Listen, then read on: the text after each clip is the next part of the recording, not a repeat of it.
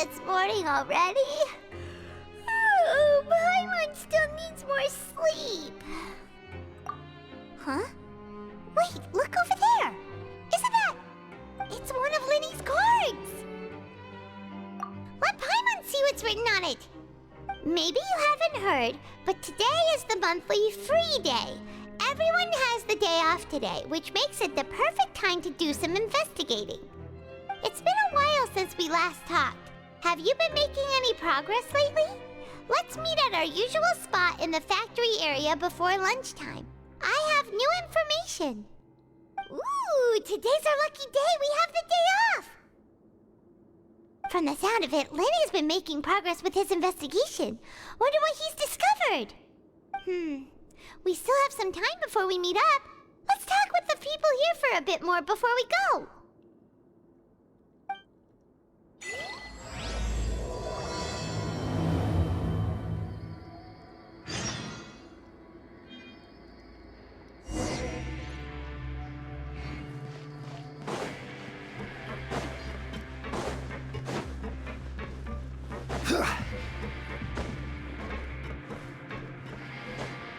Look!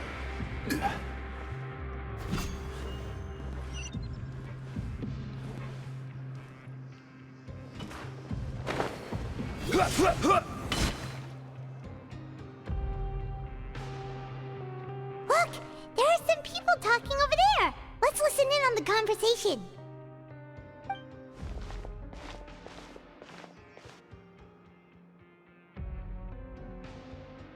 If you ask me, those pompous parasites on the surface act like they're all a bunch of aristocrats. Do any of them give half a hoot about a bunch of dogs like us? Hey, speak for yourself, mate. I'm no dog. Oh, you think you're special or something? If you're here, then you're just a convict like the rest of us. I've heard that even if you're released after serving your sentence, going back to life on the surface ain't any better. Once a criminal, always a criminal. We're marked for life. I don't buy that. Hey, how cool would it be if the whole world was destroyed by a giant flood and everyone had to start over from nothing? What kind of filthy bilgewater are you spewing? I have family up there. You best shut your sewer hole with talk like that. Listen, things ain't so great on the surface, but who says that you have to leave? I've heard that you can still stay here and work even after you've served your sentence. Not bad if you ask me. Who wants to live in the ruddy overworld anyway? And what makes you think they want to hire someone like you? It's one of the great mysteries of the universe, how someone as useless as you is so confident. Whoa. Sounds like they're really unhappy about the overworld. Speaking of which, Paimon never heard anyone use the words overworld or underworld when we were living up there. Is it only something the inmates down here say? That's true.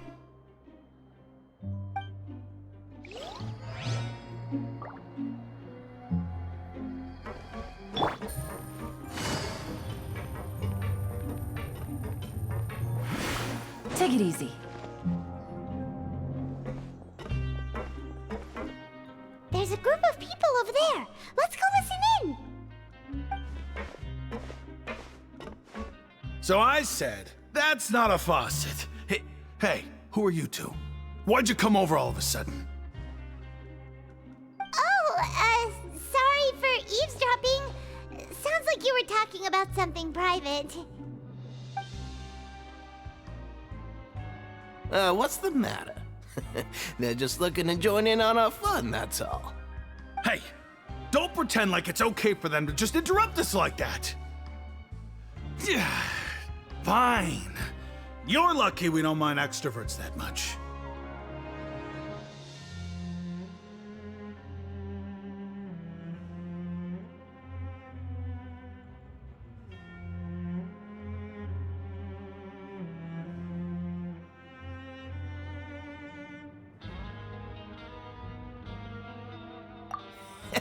You hear that, Quisto? What nice!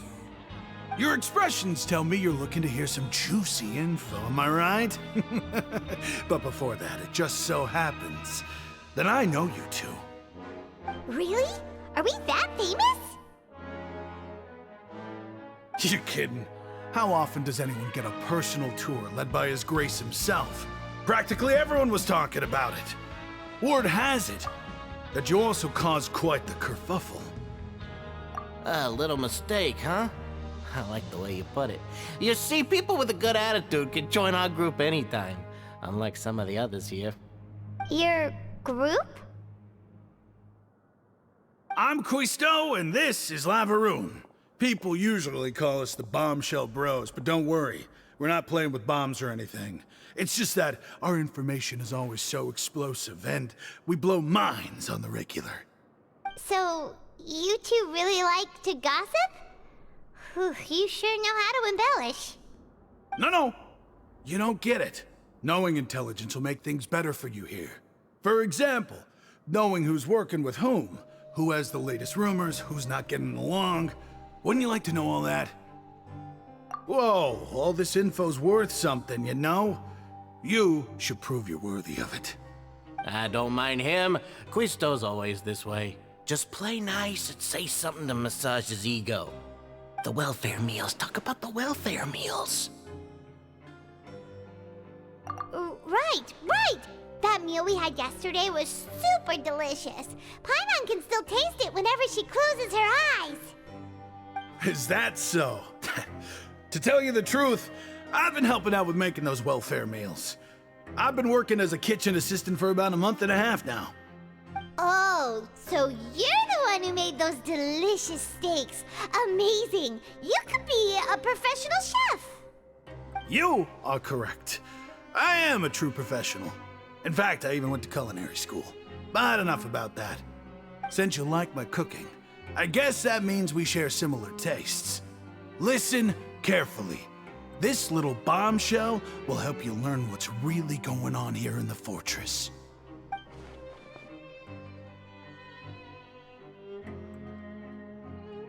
Listen, kids. The power structure within the fortress is quite complicated. The overworlders couldn't care less about us down here. We're basically dogs to them. You've already met the one person here you should never cross, the Duke, Risley. He knows more than you think. And if he doesn't care about something, then he often doesn't bother dealing with it. Those who have the Duke's attention get all kinds of special perks, even better treatment in the infirmary. I know who you mean. It's that Jurier character, right? I don't think there's anything useful about him at all. Why does he visit the infirmary practically every day? Is it normal for anyone to be going in and out of there so often? If you ask me, he's just faking it to get out of work.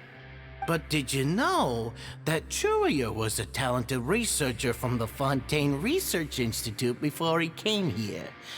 There's no denying that.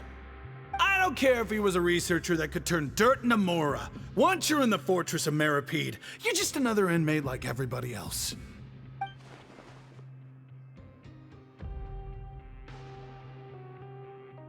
Speaking of which, the last time I saw him, he was passing by in the corridor with Lorvine. I also heard they started arguing in the library and got into a fight, right? Guess that's just how terrible of a guy he is. You mean he hit a woman? Wow, I never imagined he was that bad. But that Lorvine's also quite the odd one, you know? She's always gabbing away, got into a fight with a man, and she also got sent to the infirmary.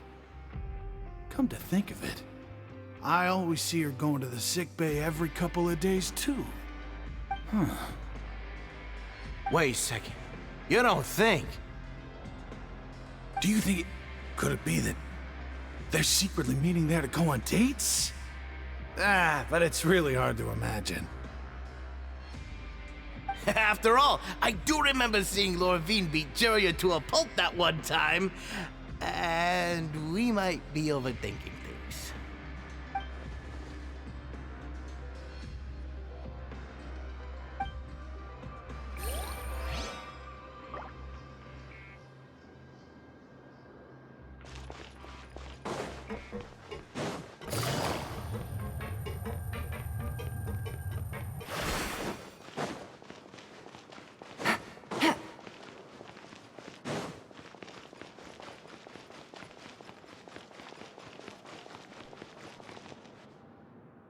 Hey, you over there?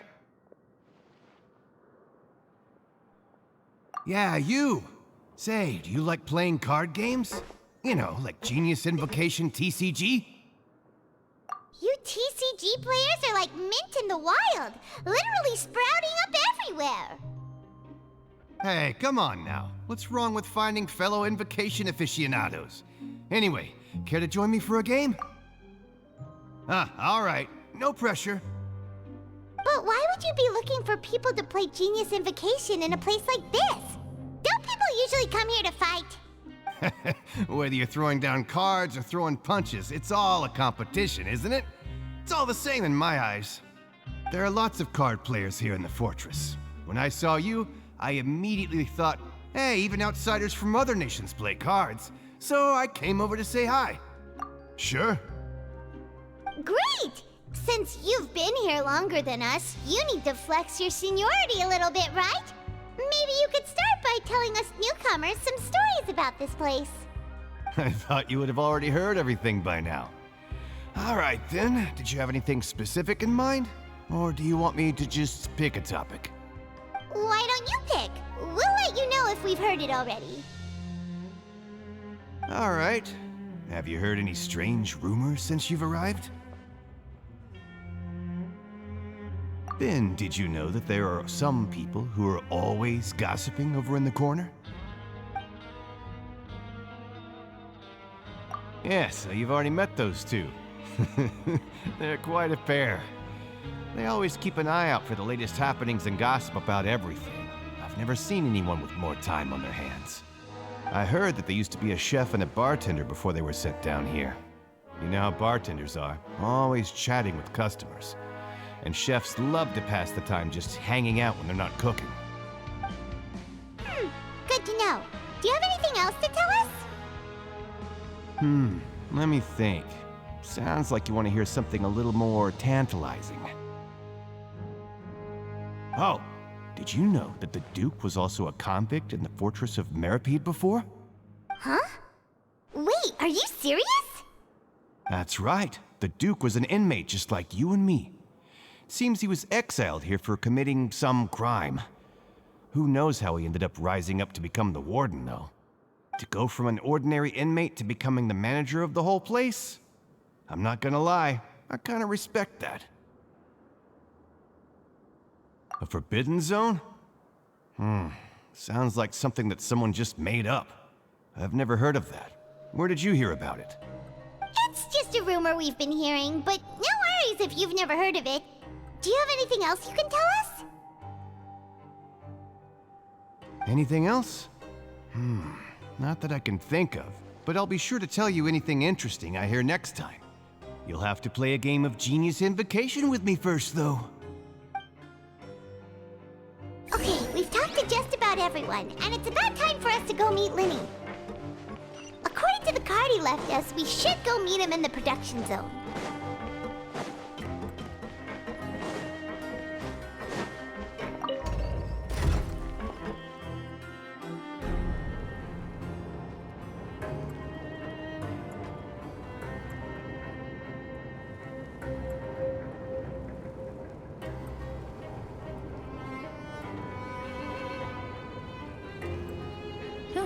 Good roll. All right, maybe I'll take one more day off and knock out the rest of the work once I'm feeling up to it.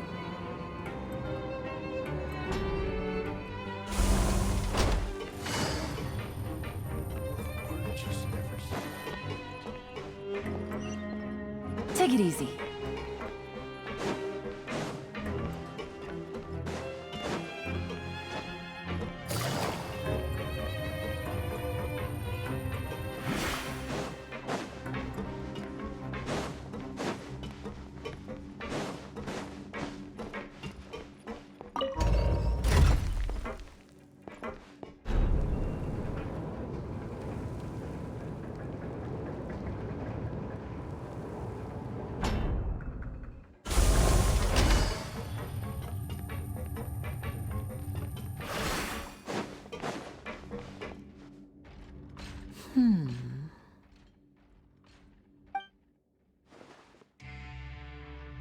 Huh?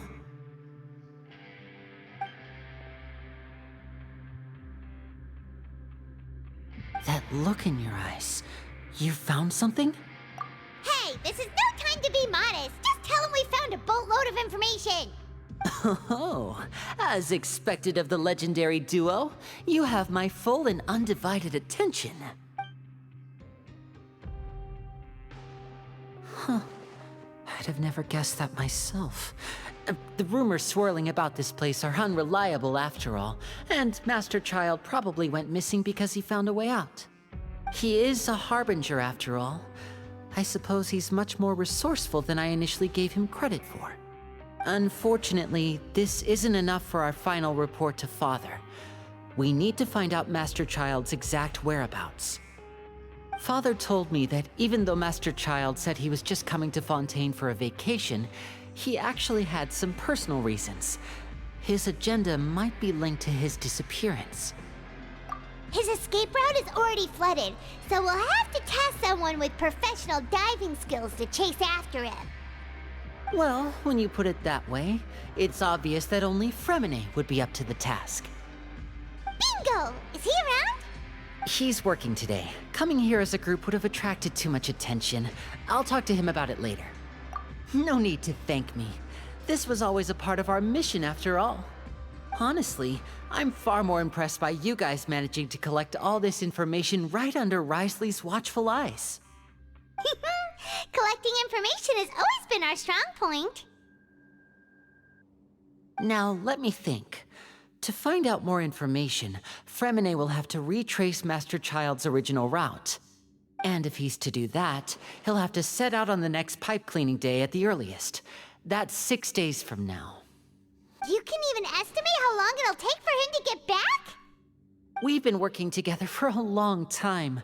We know each other's capabilities like the backs of our hands. Traveler, what say you to meeting here 9 days from now? We'll be able to pick up Fremine while we're at it, too. Oh, and there's just one last thing we'd like your help with.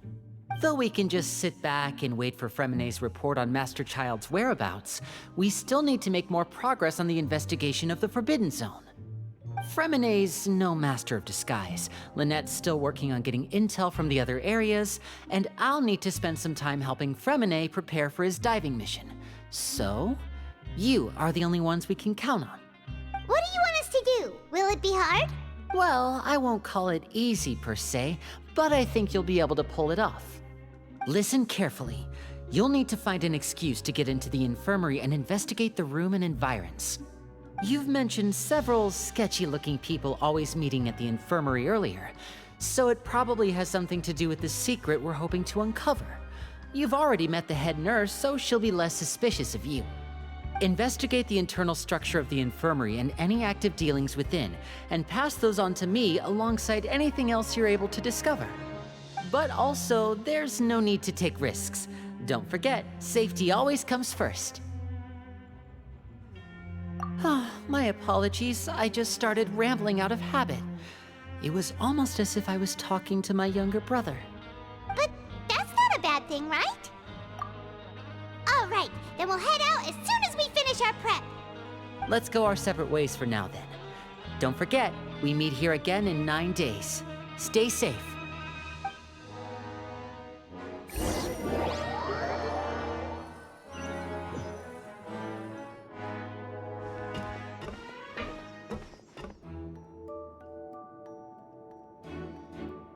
Hey, stay here for now. Paimon will take a peek. There seem to be several people inside.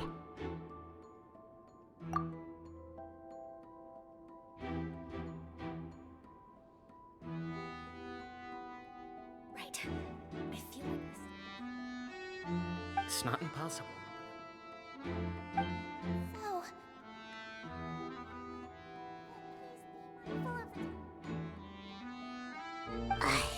It's a bit hard to understand them from here, so why don't we just try to talk to them in person? Let's go as soon as you're ready.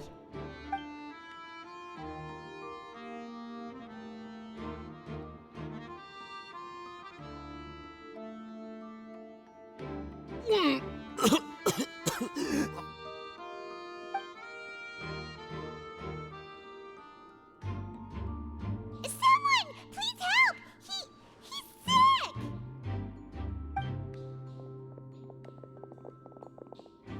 Whoa, are you okay? Oh my! What's wrong, little one? There's no need to panic. Take a deep breath before you begin. The traveler started complaining of a stomachache, and then nausea, and then collapsed onto the ground. Paimon doesn't know what to do! Freezing limbs, twitching fingers, and pale complexion? Could it be poison? Let me take a look. Please, lie down over here. Don't worry, I'll get you to the bed safely.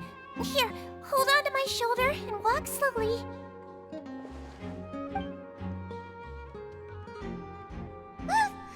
You can do it, Traveler! Don't apologize. You're sick after all. Now, please relax. I'm just going to do a preliminary checkup on you.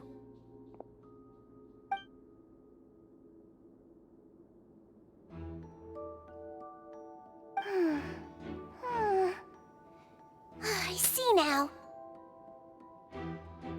My checkup has confirmed that he's not in any mortal danger.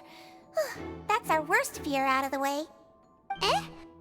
Oh, that's good. But... I'll continue my diagnosis of the patient now. Please, relax and take a deep breath.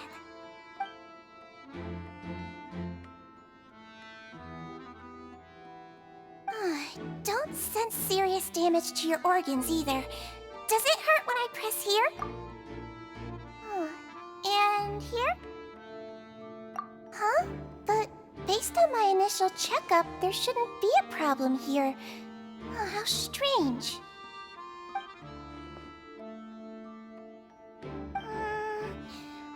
What about here? Does this hurt? Oh, I understand. So that's what it is. I think you just ate something that disagreed with you. That's all. Nothing too serious.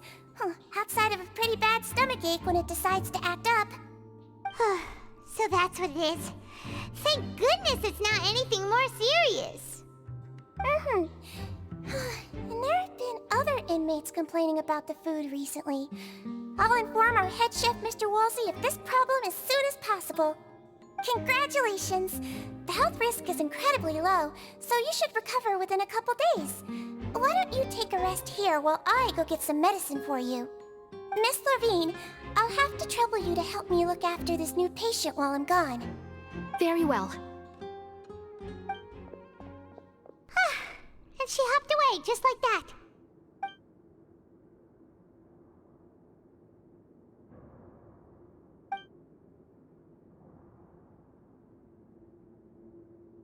Hello. So how are you feeling now?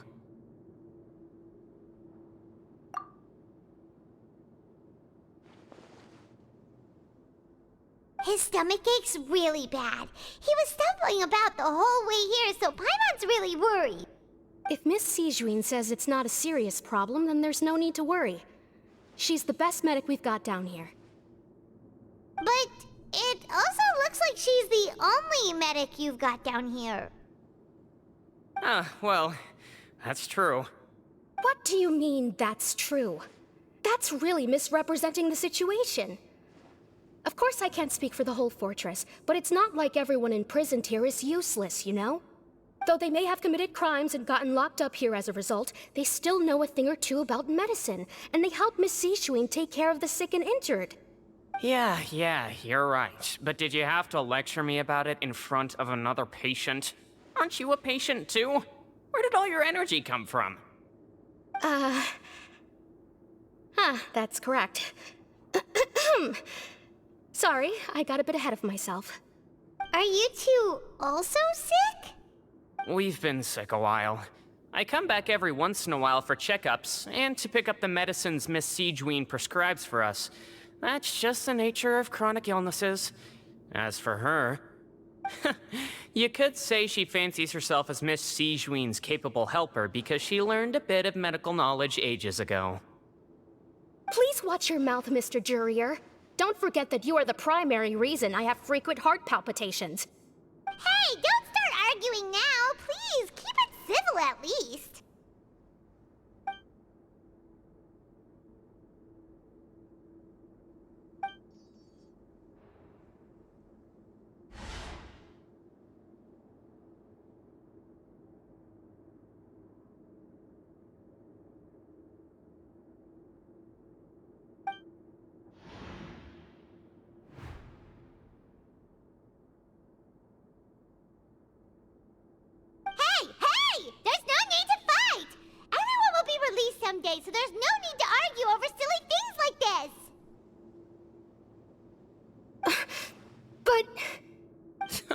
Release.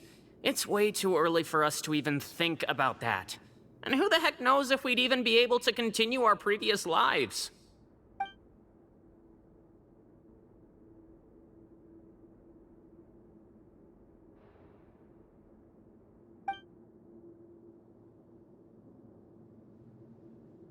Please allow me to end this boring and useless conversation. Oh, and Mr. Jurier, I don't want to see your face here again anytime soon. And same to you, Miss Lorvine. Anyway, that was more than enough rest for me, so I'm going to get out of this excessively noisy place. See you later, everyone. He just slowly walked off like that? That's just what he's like. I'm sorry you had to see all of that. I'm Lorvine, and that's... Well, his name is Jurier, but I hope you'll never have cause to remember his name. You really can't stand him, huh? I mean, can you blame me? Who would like someone who's as arrogant and obsessed with weird research topics as he is? But there's no need to keep dwelling on him. I'll accompany you two for a while. Miss Seashween should be back soon, and I'm sure you'll feel better as soon as you've had some of her medicine. No, it's nothing. I'm back! Did you rest like you promised? Thank you for getting our medicine, Miss Seashween. Did you all cooperate with your bed rest? I trust that nobody got up to walk around. Good. Here, this should be 2 days' worth of medicine for you. Take 1 pill now, and then continue your bed rest.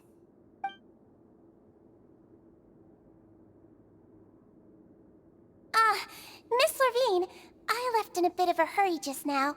Do you still remember if we discussed the color of the pill that you should be taking today? I remember. You said it should be yellow.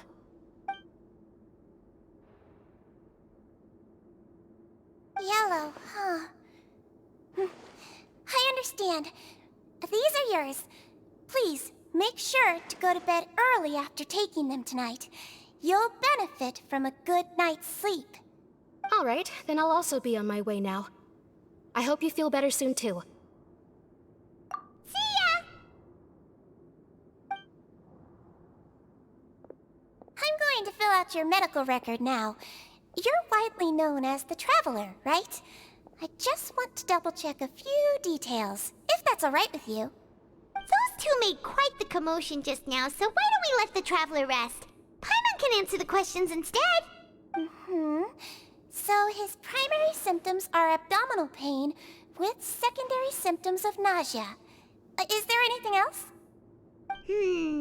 That's it. All right then. Is there anything we should know besides to take the meds? No, his base constitution is quite good, so I'm sure he'll recover quite quickly after taking the medicine. Please, make sure to stick to bland or less stimulating foods, and don't stay up too late at night. Got it! Paimon will hold the Traveler to that for sure.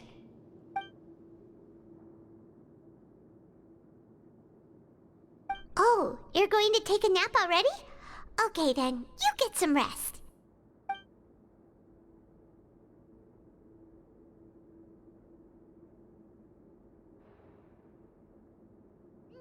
We've been to lots of places together. He may look a bit under the weather now, but he's actually super strong. So you're the best of companions.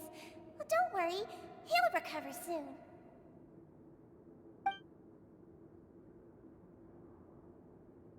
Ah, you're awake. How do you feel? You slept for a really long time, but we never left. Well, now you can go back without a worry in the world. Remember to take your meds regularly, and remember bland foods. Thank you, Miss Seashween.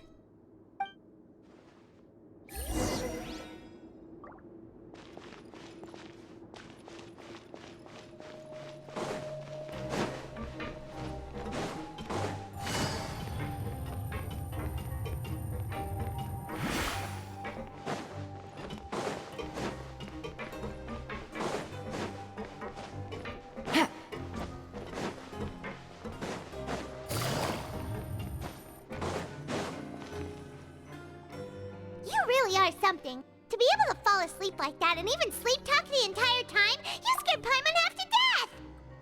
No, but you kept mumbling things along the lines of, Pyron, don't take my grilled fish, and put down the Adeptus Temptation now! Paimon talked with Sigewinne the entire time you were asleep. She seems like she's just a sincere nurse, and Paimon didn't notice anything unusual in the room. Are you sure we're not going off track with the infirmary?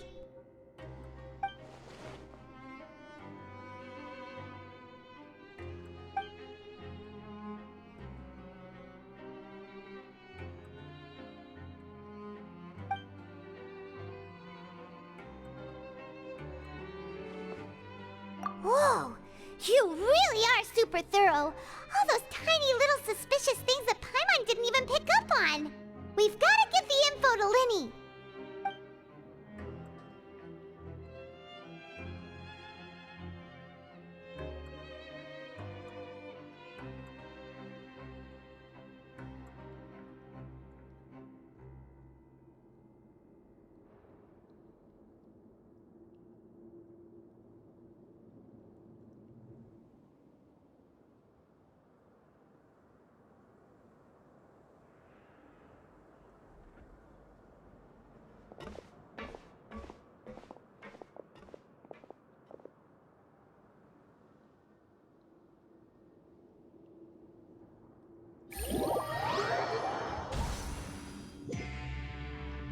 Today's the day! Let's go meet up with Linny!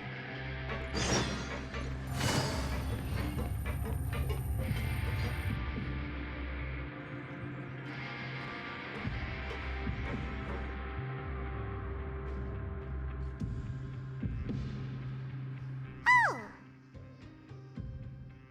Hmm?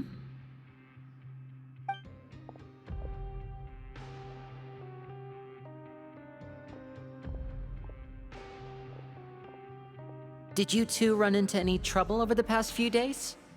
No, we just worked our shifts according to the schedule. Nothing weird happened. That's good. That means you didn't raise any suspicions when you infiltrated the infirmary. We've taken a look at the slip you've sent. Fremine successfully left the grounds via the pipes 2 days ago, and as of last night, Lynette has also infiltrated the infirmary after faking an illness. Wait, why is she getting involved as well? You already went above and beyond when you scoped out the infirmary. To put it more bluntly, even if we were to view that as something you did in exchange for Fremine's help, you've already done more than enough. Infiltrating a guarded stronghold is a different kind of job from a one-off investigation. We want to avoid using the same faces over and over and reduce the amount of suspicion that will fall on any given person. Lynette also felt like you have already taken the first step for us, so she should be the one to finish the job. So that's what Lynette thinks. Oh, Paimon hopes everything's going well for her. Then, let's go check on Lynette before Fremine returns. If everything went well, then she should be wrapping up her investigation right about now. Is now really a good time to go over? According to my observations, Sigewinne always spends around half an hour away from the infirmary right before lunch. Lynette knows this as well, so this should be a good time to meet up with her. Also, I'm her brother, remember? It's only natural for an older brother to care about his younger sister's well-being. Okay, then let's head over right away!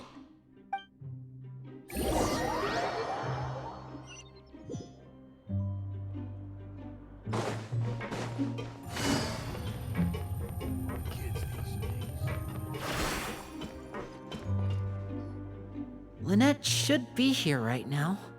Huh. Strange. Lynette? As expected, Sigewinne isn't here, but why isn't Lynette here? No, Lynette rarely deviates from the plan. We agreed that if she were to make changes on the fly, she'd find a way to let me know. Unless... Let's see if there are any clues around here. We can look while we wait for her. Who knows? Maybe she'll be back soon. Okay.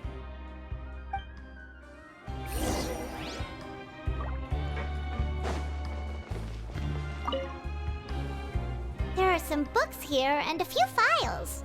They all look like medical record. Advanced nursing, how to raise the spirit of your patients, a quick guide to the psychology of emotions, and the meaning of laughter. These sure are some interesting books. Who knew Sijuin would be interested in these kinds of things? She even has books on understanding people's motivations and feelings. Is it because she's a Melazine? Or does she have a need to understand her patient's emotional state? Seems quite normal to me. These are skills that would come in handy for a nurse from time to time.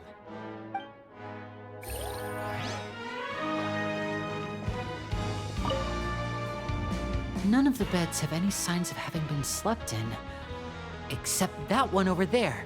That's the one Lynette must have used, right? You said she was pretending to be sick. She would have said her migraine was having a particularly bad flare-up. Generally speaking, the head nurse would then ask her to lie down and rest while she left to retrieve the medication. Which means either the head nurse didn't return the entire time from when Lynette laid down up until she left the bed, or the nurse intentionally left it this way.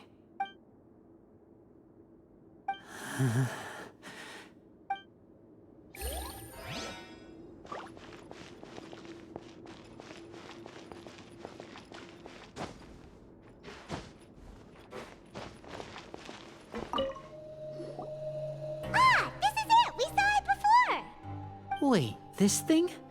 It doesn't look like it's been disguised that well.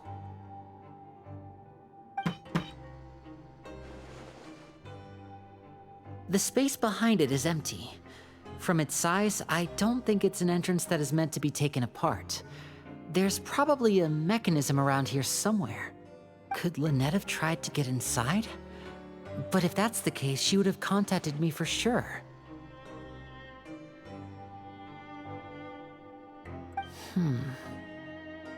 Let's look around here for some more clues. Don't panic, just take another look.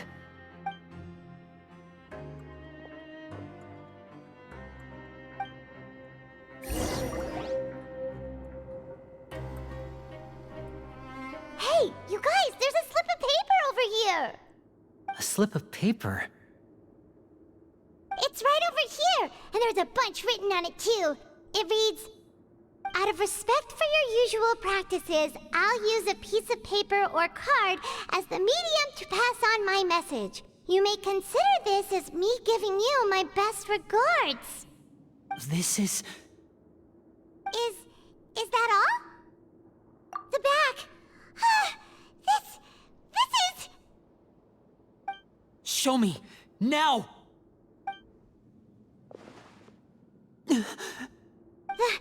That look on your face. Paimon's reading it now. Would you care to guess where Miss Lynette of the Fatui could be right now? No. Could she have... Is she already... Writhsley. Did he deliberately leave the infirmary unguarded to use it as bait? Wait, you mean he was aware of our goals from the very beginning? But why? We didn't run into any trouble last time, and he also never reached out to us since. Yes, that is a crucial question. Writhsley, he doesn't do anything without a clear goal or reason. So this means he had no concerns about your activities from the very beginning. You're not from the same camp as us. You were sent down here by Nervulet, so you have no conflict of interest with Writhsley. We're a completely different story, though. I'd like to know that, too. Why did he only go after her? Don't panic, just think everything over. I have to stay calm. This is not like what happened last time. The situation's different now. Wait, you're right. Wait, but that means... The fact that Fremine was able to leave the grounds, could Writhsley have let him go as well? But what does he gain by letting Fremine leave like that?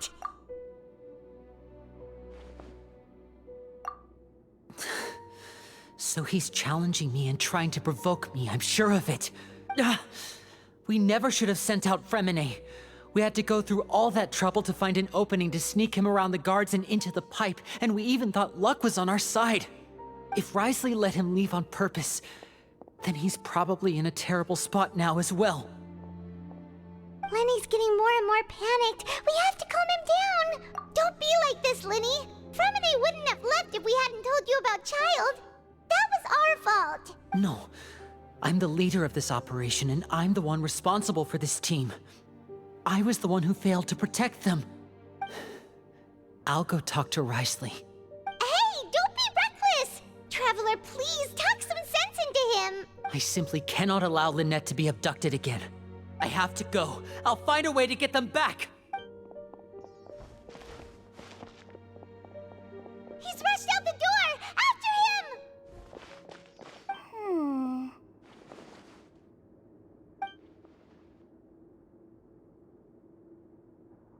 Right. I feel like we still have some room to make changes on these details. It's not impossible, but it'll require extensive testing. Is that so? Very well. Then please be mindful of the time. Huh? Is someone? Pack everything up. Whoever's outside is eavesdropping. They'll probably come in once we stop talking. Someone! Please help! He's sick!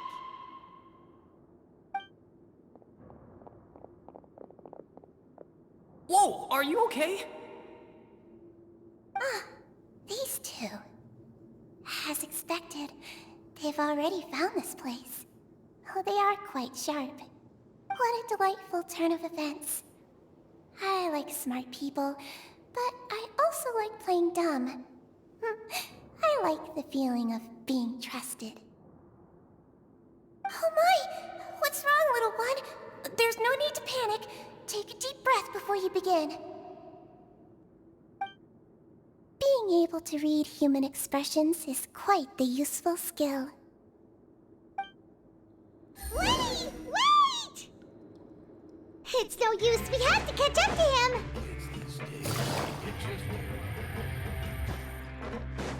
He's already out of sight. How is he so fast? Let's go head him off at Risley's office.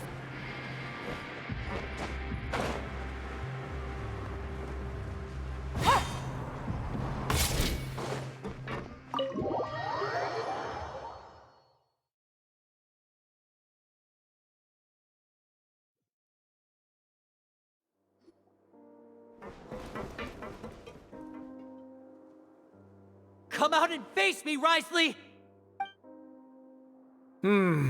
Aren't we at an administrative office space? Why don't you at least try to follow even a couple rules from the fortress's indoor management regulations? What did you do to my sister? I ran into the young miss at the infirmary. I'd heard that she was suffering from quite the migraine, so I decided to invite her over for a cup of tea. I do have some teas in my collection that can work wonders against such an illness. Stop joking around! Where did you take my siblings? I have also heard that your performances are quite the spectacle. Miss Lynette would sometimes enter a box filled with water, only to emerge the next second from another place altogether. Maybe she'll appear behind you right now if you were to turn your head. Is he trying to trick me into turning my head? No, he's probably not looking to attack me right now. All of the hostages are in his hands, and he's even in the mood for small talk. That means Lynette is probably still alive. You knew we were investigating the infirmary from the start, so you deliberately aroused the Traveler's suspicions and baited us into continuing our investigation, just so that you'd be able to kidnap Lynette. As for Fremine, no, you probably didn't even interfere with Child's escape. You let him go, so you could purge the Fatui members that we had planted into your ranks. There was no need to do so. The Fortress of Meripede is a pretty pleasant place. Most people enjoy their lives here. The only ones who act differently are those with personal agendas. It was quite easy to identify your colleagues. You removed our original members and spread the news of Child's escape so Father would assign our team to come down and investigate. Fremine has also fallen into your hands, right? If you're oh so omnipotent and so in control, why would you need hostages? One correction. Lynette is in my hands right now, but Fremine is not. He's not. What do you really want? Lenny! Oh, wonderful. Everyone is here, so I'll only need to say this once. Thank you so much for cooperating with me. Eager and to the point, I see. Alas, only Miss Lynette is currently having a cup of the fortress's finest tea. Although, as per your original plan, Mr. Fremine should also have returned to the fortress by now. But he has neither shown up within my gates, nor has he been taken into any kind of custody. So where do you think he may be right now? Wait, you can't mean... You locked him outside in the sea? I closed the fortress's gate to the outside world. That's all. Fremine's a star diver, so he should be fine, right? No, we're still here, so he definitely tried to find a way to come back for us. So we can't assume he might have made a break for the surface. But why would I do this, you may be asking? To have an audience with you, of course. My intel tells me that Mr. Linney is a great magician, so it's only natural for me to want to have some cards of my own when it comes to negotiating. Besides, I do recall you mentioning to Miss Lynette that you've always wanted to have a face-to-face meeting with the Lord of the Fortress of Meripede, regardless of whether it was in a personal or a professional capacity. Well, you got your wish. So, you've been keeping tabs on us before we even set foot in the fortress. Some of my folks just happened to hear a thing or two, that's all. In any case, I will be straight with you. I was willing to play dumb and turn a blind eye, so we had a pleasant few days playing games together here. But once you started focusing on the Forbidden Zone, all of that changed. Mr. Linney, the cards are stacked against you right now. Miss Lynette is in my hands, and Mr. Fremine is still slowly being pickled out there in the brine. You know just as well as I that he cannot last out there forever. You need do but one thing to guarantee their safety. I would like you to contact your superior, and ideally invite her over for a cup of tea with me. You want to see Father? But why should she bother giving you an audience? Well, if she cares for the well-being of her dearest children, she should have plenty of motivation to join me for a parents' evening. I've heard that the bonds between the members of the House of the Hearth are like the bonds of family. I don't see why she would refuse. Why did you think Father sent us to handle the Fortress of Meripede? This place is basically a no-man's land. It wouldn't be fitting for anyone as important as a harbinger like Father to come here in person. Oh, I see. So it's because she doesn't care for my place here. That's such a shame. After all, I've amassed quite the tea collection. I was looking forward to sharing it with her. Both Monsieur Neuvillette and Lady Farina have already received many samples as gifts. Was this the extent of your master plan to get to Father? No matter how much pressure you may put on me, I won't allow you to use us to blackmail her. You people really are difficult to get along with. All I'm asking for is a face-to-face conversation. Does she truly have no interest in the fortress's secret? Mr. Linney, you have one last chance to invite your father here. If you refuse... Lenny!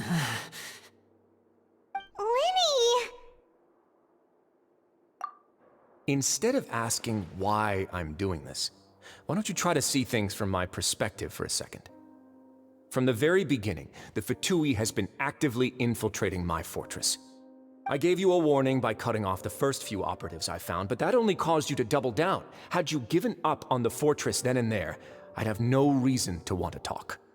Mr. Fremine left the fortress on his own, and Miss Lynette tried to pry out my secrets right in front of me.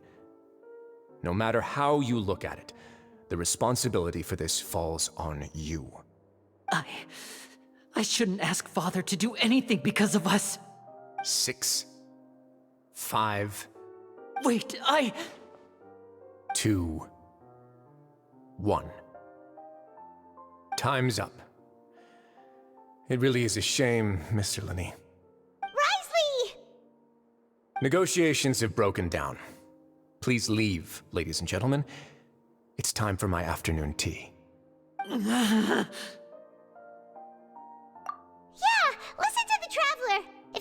Dr. Linney. Can you at least talk to us? You do realize that I'm only letting you go because of Neuvillette, yes? You're here helping him out, and I've already done my best to stay out of your way. But that doesn't mean you can just do whatever you want. The fortress may be small and remote, but it still has its own set of laws. Then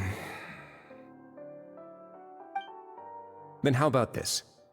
Those who are capable deserve respect. You've spent quite some time investigating my home turf by now, so why don't you tell me a thing or two about what you found, I'll ask you 3 questions. Answer all of them correctly, and I'll agree to your request. Question 1. Regarding the hidden rules of the production zone, what is the truth behind the one about not being allowed to work for 3 days in a row?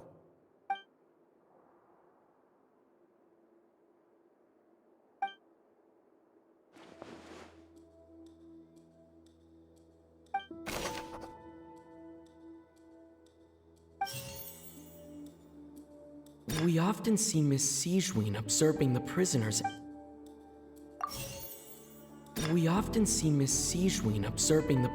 At work near the production zone. Fonta's internal reports suggest the research notes said that the Melusine race perceived. According to Collins, we often see Miss Sigewinne. According to Collins, the Pancration tournament only took place because the Fonta promoter has been struggling because I've been told that the infirmary is always empty for the half hour just before lunch. But what could Sigewinne be doing during that time? The research notes said that the Melusine race perceives the world. According to Collins, the Pancration we often see Miss Sigewinne. The Fonta promoter has been struggling because he doesn't recognize the real value of coupons. I've been told that the infirmary. Fonta's internal reports. According to Collins, we often see Miss Sigewinne.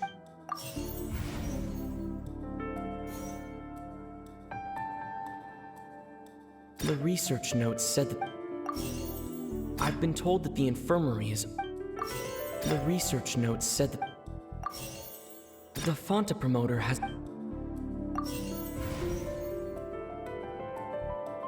We often see Miss Sigewinne.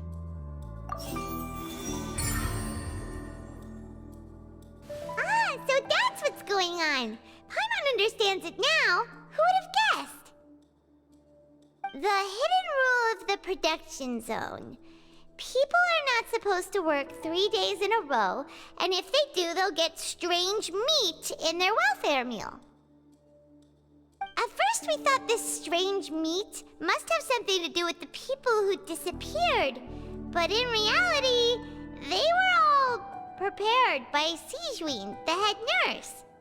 She often visits the production zone to observe the workers' health and makes a note of anyone who has worn themselves out after 3 full days of work. Out of her sense of duty as the head nurse, as well as her genuine concern for the workers' health, Sigewinne visits the cafeteria right before lunch and cooks an extra dish for those who can use the stamina boost. Sigewinne has only the best intentions with her surprise gift and doesn't want anyone to find out about what she does. However, unfortunately, Melusines as a race perceive the world differently from humans, and their sense of aesthetics is even more alien to us. The recipients of her lovingly prepared special meals cannot taste the care within and usually just freak out. Are we on the right track? Not bad. You've uncovered Sigewinne's secret and even guessed her intentions correctly as well. It's nice to know that her efforts have not gone unacknowledged. All right, now for my next question. There are also some hidden rules in the Pancration Ring, including the one that you're not allowed to support both sides of a fight. Why is that?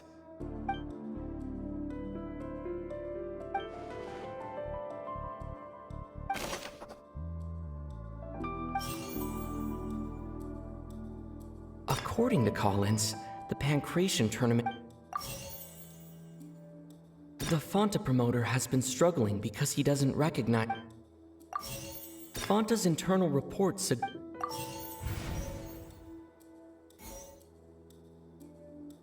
Fonta's internal reports... The research notes said that the We often see Miss...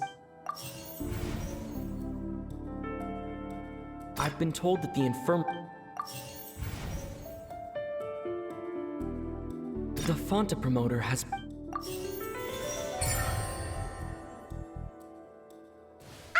Paimon gets this rule too now, so there really was nothing to be afraid of.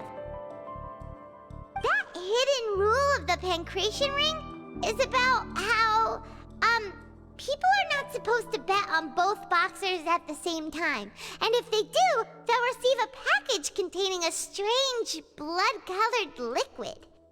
People get scared when they see it because they've subconsciously begun to associate it with the missing boxer. But really, it's just a bottle of the latest yet-to-be-named and packaged new Fonta trial product. A blood-red drink. It's no wonder even Fonta's own staff were questioning the company's decision-making. The company, facing backlash from its own staff, decided to try to trial the product on a smaller scale to see how it might be received by customers. They came to the fortress of Meropide and offered to sponsor the Pancration tournament so they could push their new product. But the Duke completely refused to even entertain the idea. The Duke, knowing how valuable coupons are in the fortress, knew that only total idiots who didn't understand their true value would bother buying a Fonta product here. And so, only those who proved their stupidity by being dumb enough to bet on two opposing sides of the same match were selected to receive the drinks. I acknowledge the effort you've put into bringing the truth of this mystery to light. Although, based on your description, that Fonta promoter is a bit too careless with his words, I may just reconsider my collaboration with the company. All right, and here's the final question. What's the secret behind our head nurse and all of her patients in the infirmary?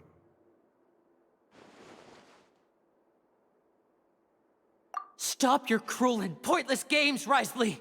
You know that we haven't finished our investigation, so there's no way we can answer the last question. The thought of sparing Lynette and Fremine never even crossed your mind. You'll pay for this! Ah! Lenny, are you alright? Oh, close one. I owe you, Sigewinne. That was a fantastic shot. It was nothing, Your Grace. Sigewinne? Though this gun may look like a toy, it's actually fully functional, as I just demonstrated. Sigewinne... Not at all. I am merely a resident of the fortress, and thus protecting it is my duty. When Monsieur Nervulette asked me to come here, he told me that my job would be to take care of the well-being of everyone here. I am merely discharging my duties. But if you mean what you just said, then isn't Linny someone you should be looking after as well? Isn't he a resident here just like the rest of us? But I really am just doing what Monsieur Nervulette told me to do. Everything I did, I've done to protect them. Had I not, they would be in far more dire straits right now. His Grace knows it too, right? Your Grace? Mind proving my innocence to them? My dear Sigewinne, whatever shall I do with you? Would it have killed you to just wait another minute or two? Well, it's nearly time after all. The way you do things can be truly frustrating sometimes, Your Grace. I figured I should try to talk some sense into you. What are you talking about? What time? Take me if you want. Let them go. How touching. Can you just give me one more minute? Don't be like that, Your Grace. All right, everyone, calm down. 2 more visitors will be arriving any time now. I'll go get a cup of tea. Miss Sigewinne, I leave Miss Lynette in your care. You... What are you doing? I believe I hear footsteps.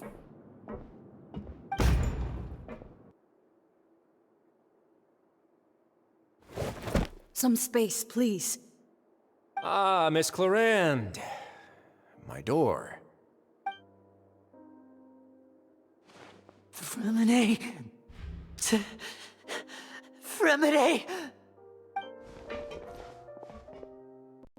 What's going on? What is Cloran doing here?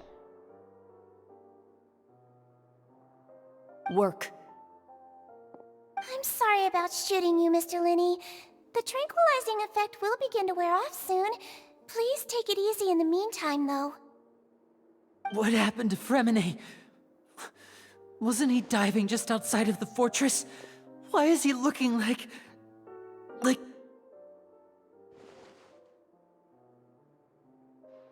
A flushed face, an accelerated pulse. He must have consumed primordial seawater. What did you say?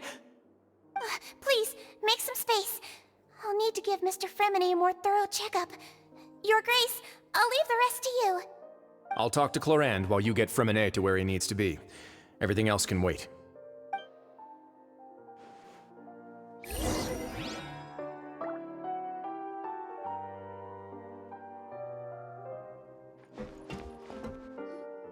What's that look on your face? I thought I made good time on the way back.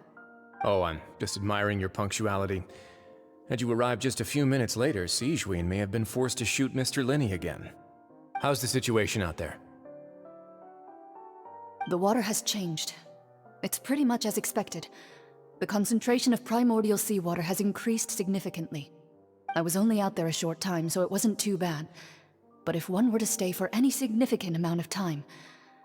well, you can see how that boy's doing. Where was he when you found him? The abandoned zone at the end of the pipes. A good distance into the water. Closer than I thought. He must have recognized it early on and tried desperately to swim back. Locking the door was necessary. I don't think we could have saved two. Well, I did try to convince him that I had my reasons. Never seems to work, though. It would probably work on Neuvillette. He has a knack for picking out who had good intentions, even when the outcomes were all terrible. That's a bad sign if you're having to plead your case to Neuvillette. Want some tea? Not particularly. If you want to drink some that badly, just say so. Fine, I'd like to get some tea. Want me to get you a cup too, since I've already made it? Might as well then, I suppose.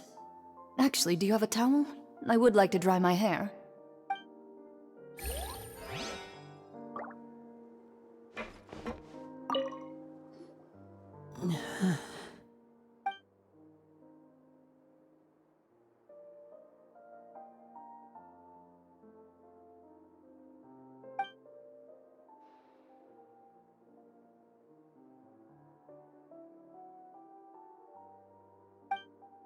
How is he? These symptoms are probably caused by an acute ingestion of a large amount of primordial seawater. Still, his condition is not critical. Of course, it would be best if he stayed for further observation. Let's leave him here for now, and move him to the infirmary once he's recovered a bit more. Sorry. I am aware that the infirmary may not be your favorite place in the world at the moment. We do only have a single clinic in the fortress, however. Why would he ingest a large amount of primordial seawater after leaving the fortress? How could that possibly happen? Please, look after Mr. Fremine for the moment. I'll go fetch some medicine and a respirator. Oh, I'll bring Miss Lynette back with me. Where is she? How is she right now? Oh, she just took a nap in an empty room after I tranquilized her. If my calculations are correct, she should also be waking up right around now. You might not believe me, but His Grace and I actually made some snacks and tea for her.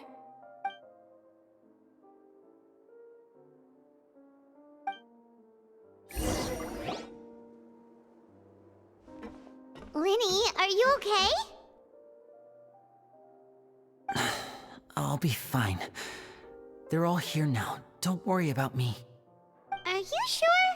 You don't look all right.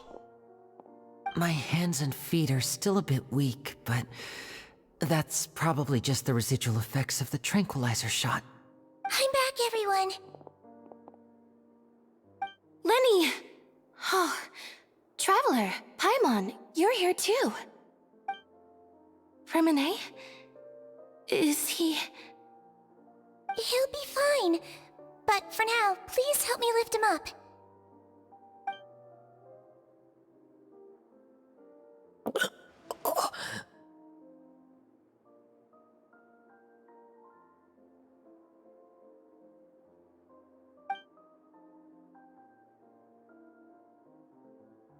His breathing's beginning to slow down. Give me a hand and help me get him to the infirmary. Yeah, I'll take him from this side. Lynette, together? On it. Traveler, you seem pretty worried about him. Want to come with us? The Duke and Clarande are gone. They probably went to get some tea. The Duke will explain the truth in just a bit. Miss Clarande will need a break, since she only just returned from rescuing Fremine out of the sea.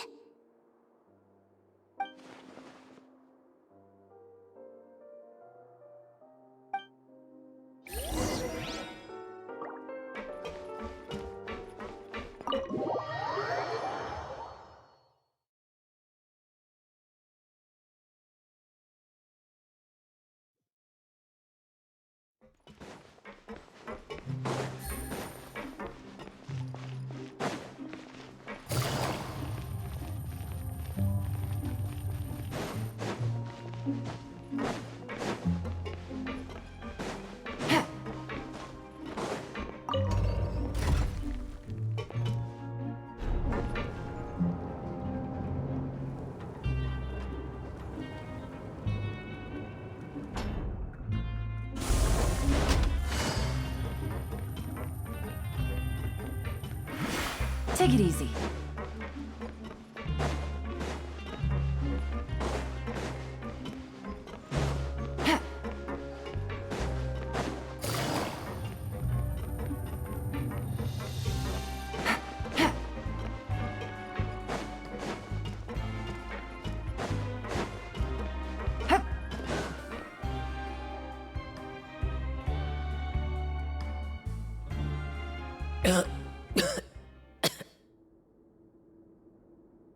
He's awake. Fremine, how do you feel? Lynette. We're all here. Where am I? The infirmary, at the Fortress of Meripede, Mr. Fremine. And you are no longer in any danger. How do you feel? Don't push yourself if you're not feeling up to it. Traveler. Paimon. It's been so long. The sea. There's something wrong with the seawater. Shh, it's okay. We can talk about it after you've recovered. No, listen to me. This is really serious. There's primordial seawater mixed into the regular seawater. I don't know why it's there, but no one should touch it. Pipes. Right, the pipes. It's all coming back to me now.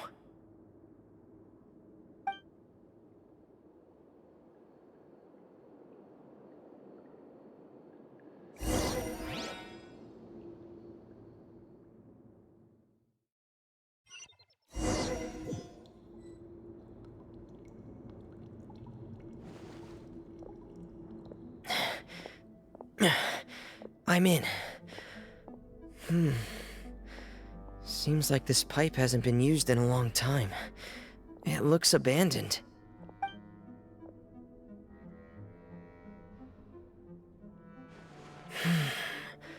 Where could Master Child be?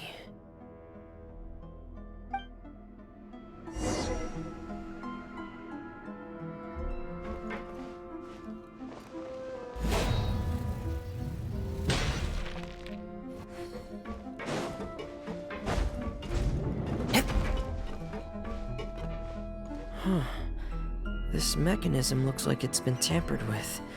Could he have done it?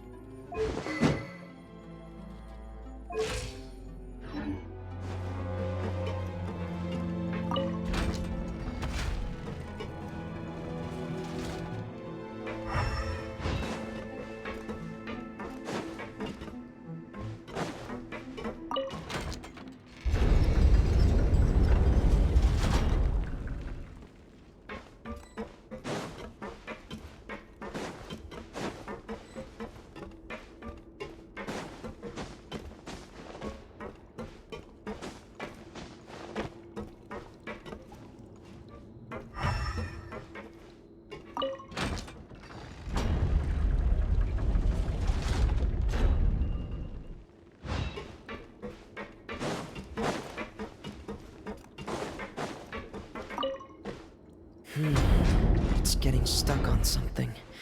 Seems like I'll have to avoid those obstacles while I turn it.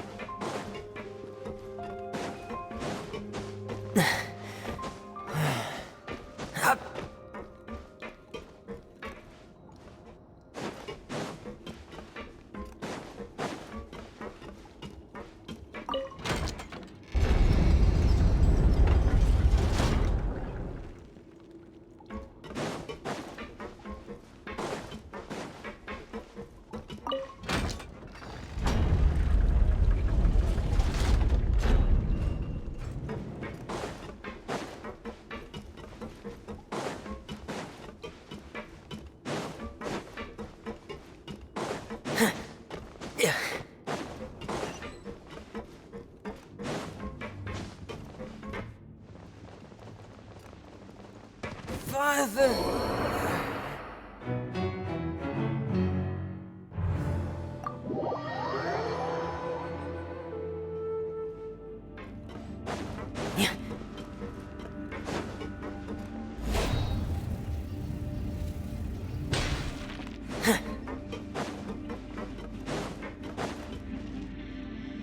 This is where the water starts. Okay. Master Child probably dived into the water. I'll go take a look as well.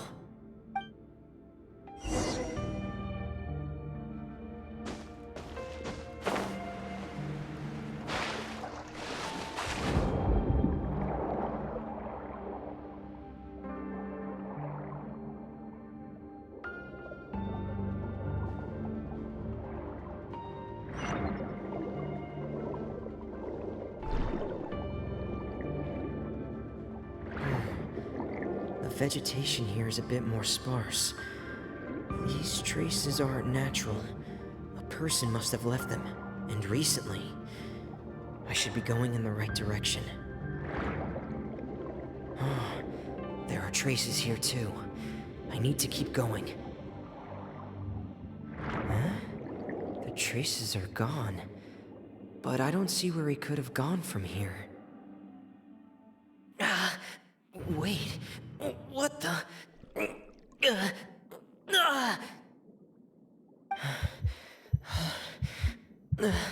My heart is racing, and it's getting harder and harder to breathe. What's going on?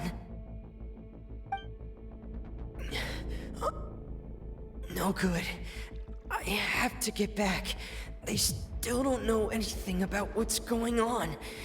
If I turn back right now, I should still be able to make it.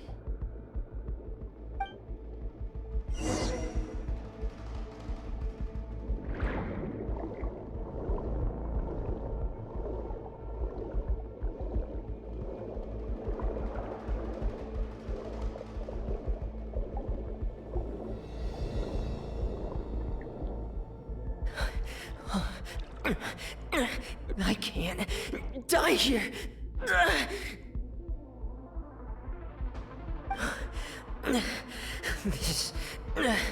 This is bad. I'm feeling worse and worse, and I'm still underwater. I have to push on.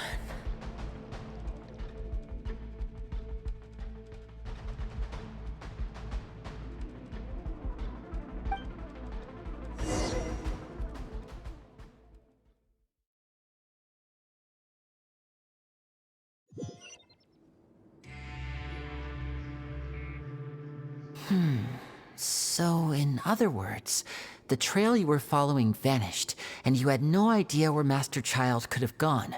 But there was also no obvious place for him to have disappeared to. That's right. I tried my best to swim back, but I had already put some distance between myself and the fortress, and I just couldn't find the strength to keep going. I probably passed out some time after that, and you know the rest. Miss Clarande brought you back, but we also don't know why she just suddenly appeared at the fortress, or why she went out to save you. Miss Clarande, you say? I must go thank her in person. You're still too weak, Fremine. You can go after you've had some more rest. Miss Lynette is right. I believe Miss Clarande will stay here as a guest for another few days, so there's no need to hurry. A guest? Then I can assume Risley was the one who invited her to come down here? You should ask His Grace about that. He'll be able to explain better than me. Yeah, it's about time he actually told us what's going on. Wanna come with us, Lenny? No, please go on without me. I don't want to leave just yet. Lenny. The logical part of my brain is aware that we're safe right now, but I still can't bring myself to leave. Both of you are just in danger. Understood. Then let's just sit together for a while. In that case, I'll leave the infirmary to you. The Traveler and I are going to head out for now. As long as you stay in here, I don't think you'll be disturbed. Thank you.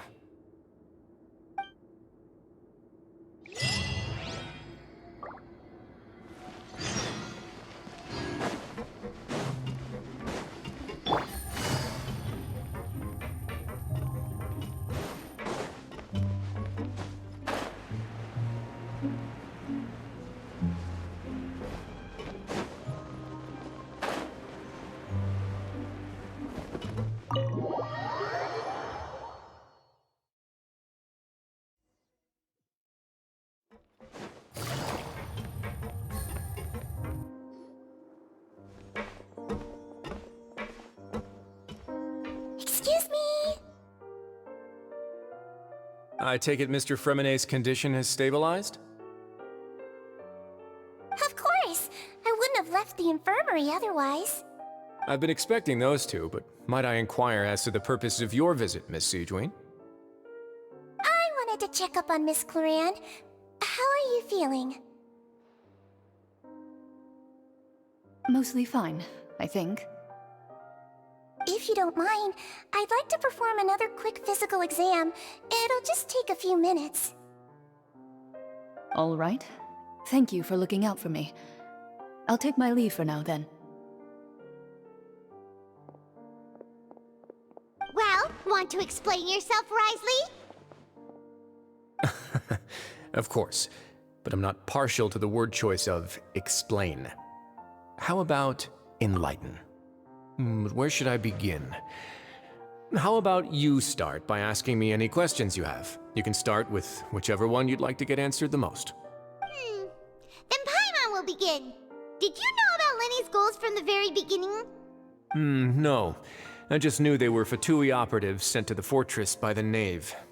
As for their specific goals, I only figured those out as you made progress on your investigation. You managed to monitor and stay ahead of them even though you didn't know what they were trying to do? They came here with ulterior motives.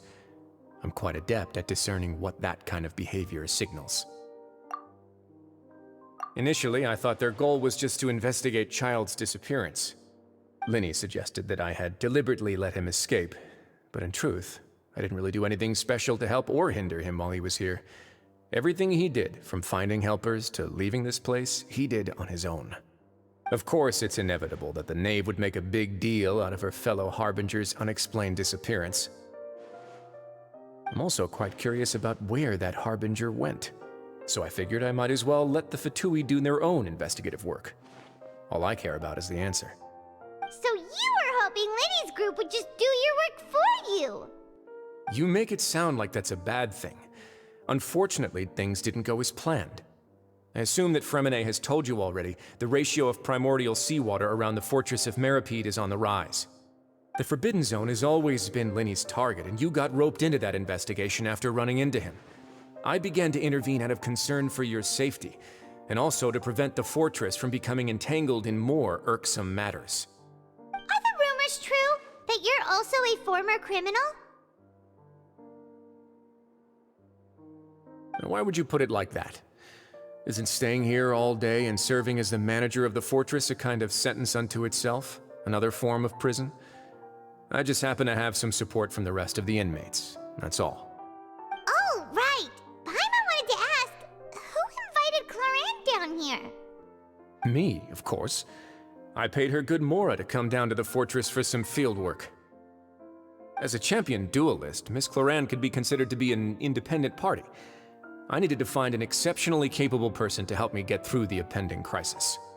And saving Fremine was part of that crisis? You can think of it like that, yes. Credit where credit is due, that boy is quite adept at diving. Had conditions not been as hostile as they were, he probably would have found the missing Harbinger already. That's not something you should be asking after. Neuvillette only asked you to investigate Child's whereabouts. All I need to prove to you is that the Forbidden Zone had nothing to do with the Harbinger's disappearance. That should be clear now that you've spoken to Fremine. But we've already uncovered that there's something wrong with the infirmary, and we've answered a bunch of questions that you threw at us. Isn't it about time that you answer our last question in return? You make a compelling case. Do you really want to know the answer that badly? Yeah, Paimon really wants to know! Even if the truth may not be pleasant? Follow me.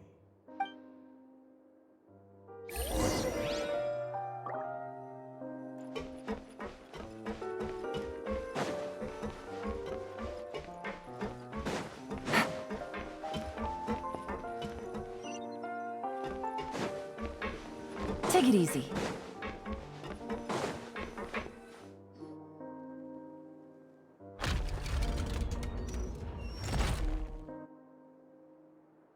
There's a hidden door here?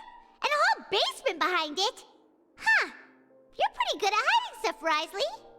It seems you've forgotten just what kind of place the Fortress of Meripede is.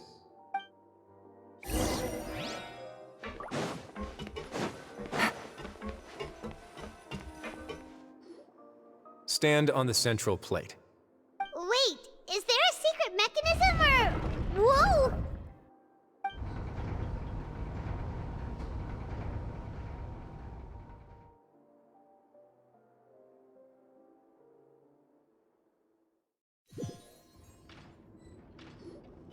So, this is the Forbidden Zone? Honestly, for a place so well hidden, Paimon sure doesn't see anything special. What a huge door! There are 3 such isolation gates in total. Generally speaking, I'm the only one who's allowed to go inside. Hence the name Forbidden Zone. Am I correct to assume you're going to run on back and tell your little Fatui friends everything? Well, Paimon wasn't thinking of keeping anything from them. Well, I'd advise you wait until you've seen the whole truth of this place for yourself before deciding whether or not to tell them.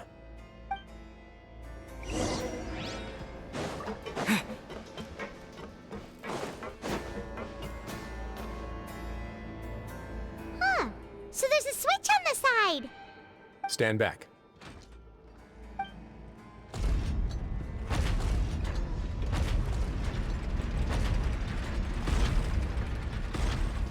Whoa! This Go on, have a look.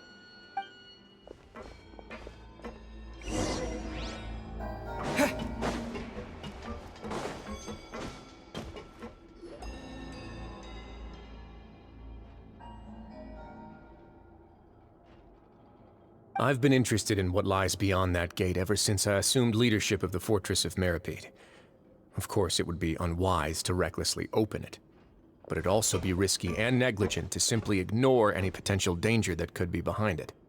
The readings on that dashboard have not budged since the day when I first laid eyes on this place. But over the past year, the needle has crept upwards from its original position, likely because some parameter it's been tracking has changed, if only infinitesimally. Normally, I would have ignored it, but I happened to have some free time when I noticed it, so I investigated. Any guess? Very reasonable guesses. I've considered both of those as well. Unfortunately, our dashboard is tracking something less ordinary. The temperature should vary with weather and climate changes, so for something that rarely shifts, the water pressure is more likely. We ran a few tests to increase the pressure from the outside, but the readings didn't change at all. Later on, a few more possibilities occurred to me, such as a potential connection with the primordial sea. I began to make a few preparations based on that hypothesis. Over the past few days, the needle has moved again. With that, and the symptoms that Fremine displayed after leaving the fortress, I can now confidently conclude that the readings represent the concentration of primordial seawater in the seawater nearby. The concentration of primordial seawater? But we're already under the sea! And that is precisely the problem. We're at the bottom of the sea, and now we're surrounded by toxic seawater. Somehow, primordial seawater got mixed in, and the concentration is steadily rising. Yes, that's very likely.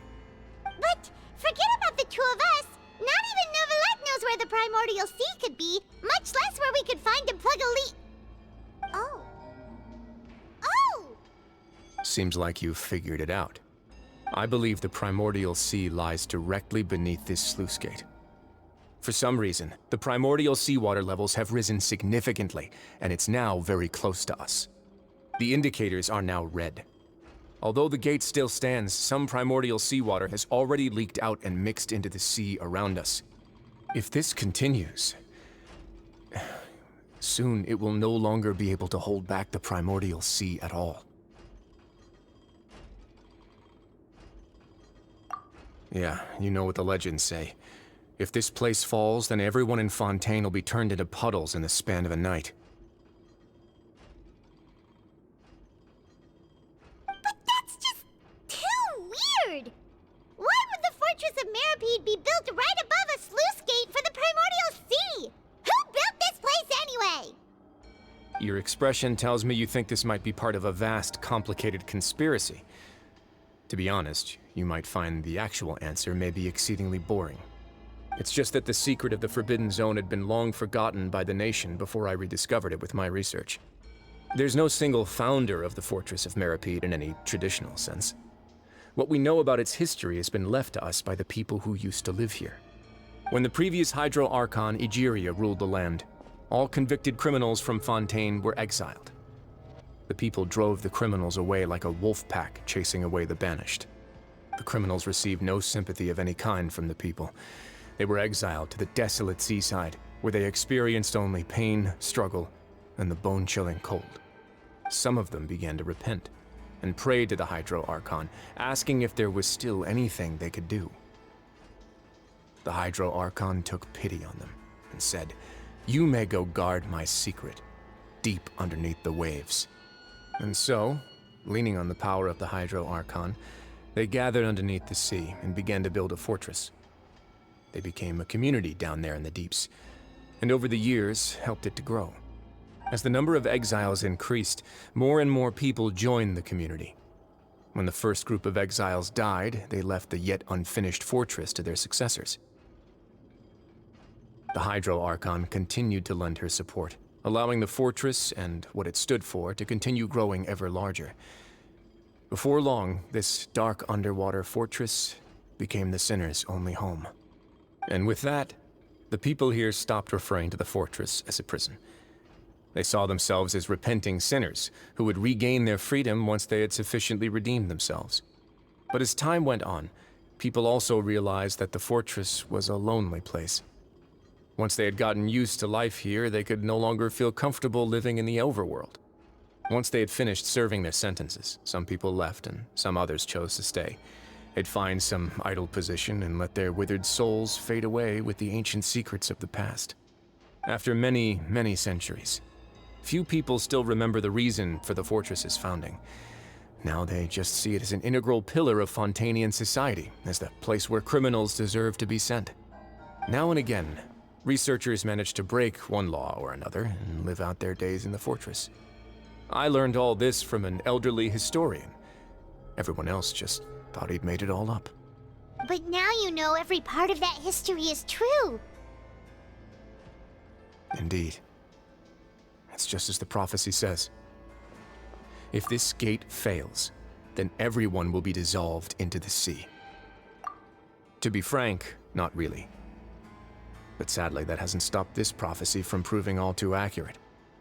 Prophecies are troublesome things. Just hearing one will create the first wave of panic. Seeing signs of it will bring about the second, and actually witnessing it in real time, the third. Let's go somewhere else. I want to show you something.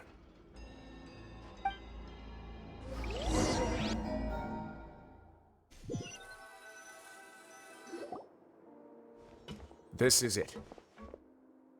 Your Grace, perfect timing. The results from our last round of experiments have... Wait, Jurier, he's not alone! Huh? Lorvine and Jurier? No need to panic, you two.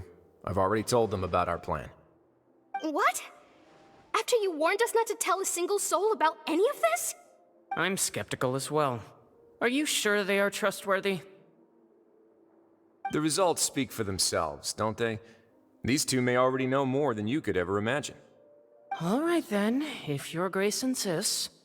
They seem harmless enough, so I'll trust them for now.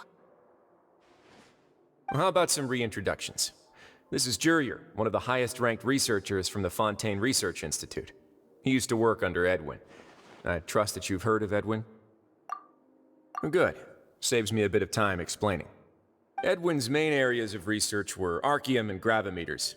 As his assistant, Jurier is quite familiar with them as well. I hired him to be my technical consultant. You want to blow up the fortress of Meripede? Ah, what a lovely idea. I'm already imagining it in my head.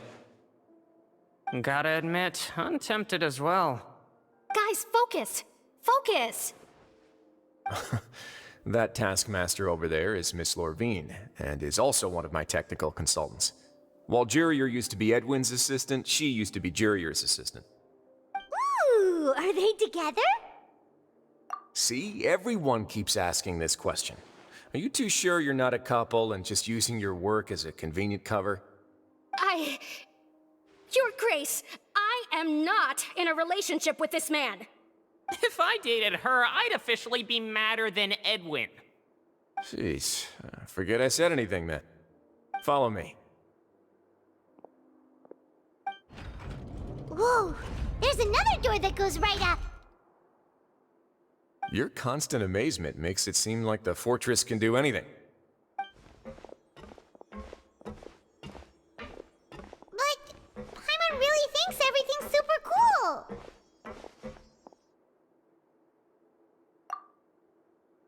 Well, let's spice it up a bit. And here you go. What a huge ship? This is also a production zone that Paimon's never seen before. What's going on? How much do you know about Fontainian history? Not much at all. Well, then maybe you haven't heard the story of ancient Lemuria. To give you a quick rundown, Fontaine used to be ruled by the Lemurian dynasty. According to legend, the Lemurian king Remus came to this land after being inspired by divine revelation and found the seer Sibila, who had taken on the form of a golden bee. Taking the golden bee with him and riding on a huge ship, the Fortuna, he created his nation above the surging waves. He called his nation Lemuria, and used the Fortuna to incessantly search for new tribes and islands, calling on them to join his empire. There's a ship in this story too? Where there's water, there'll be ships. People believe that hope can always be found at the end of a voyage. Do you believe that too? To a point, I think. As you've already seen, I have a whole factory's worth of labor, materials, and technology at my disposal. Certainly can't hurt to give it a try. So the moment I began to speculate that the Primordial Sea might lie underneath the gate, I also began this project. Were you inspired by the legendary Fortuna? Maybe. Fontainians need something to hold on to cope with the impending disaster.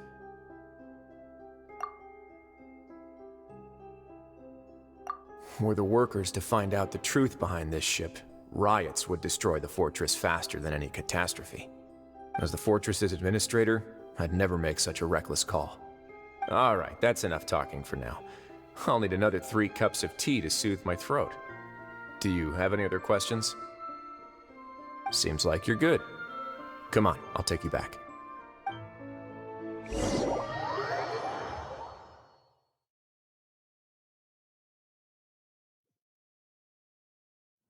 I'll leave you here for now. Oh, thank you so much. No worries. But don't forget, it's up to you whether or not you want to share what you just saw. What you do from here on out will likely affect those 3 as well.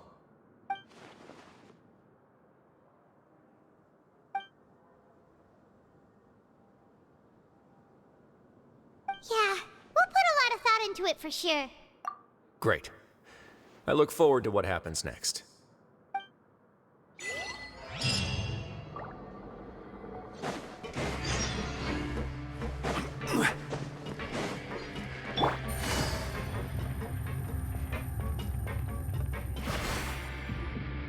We're back!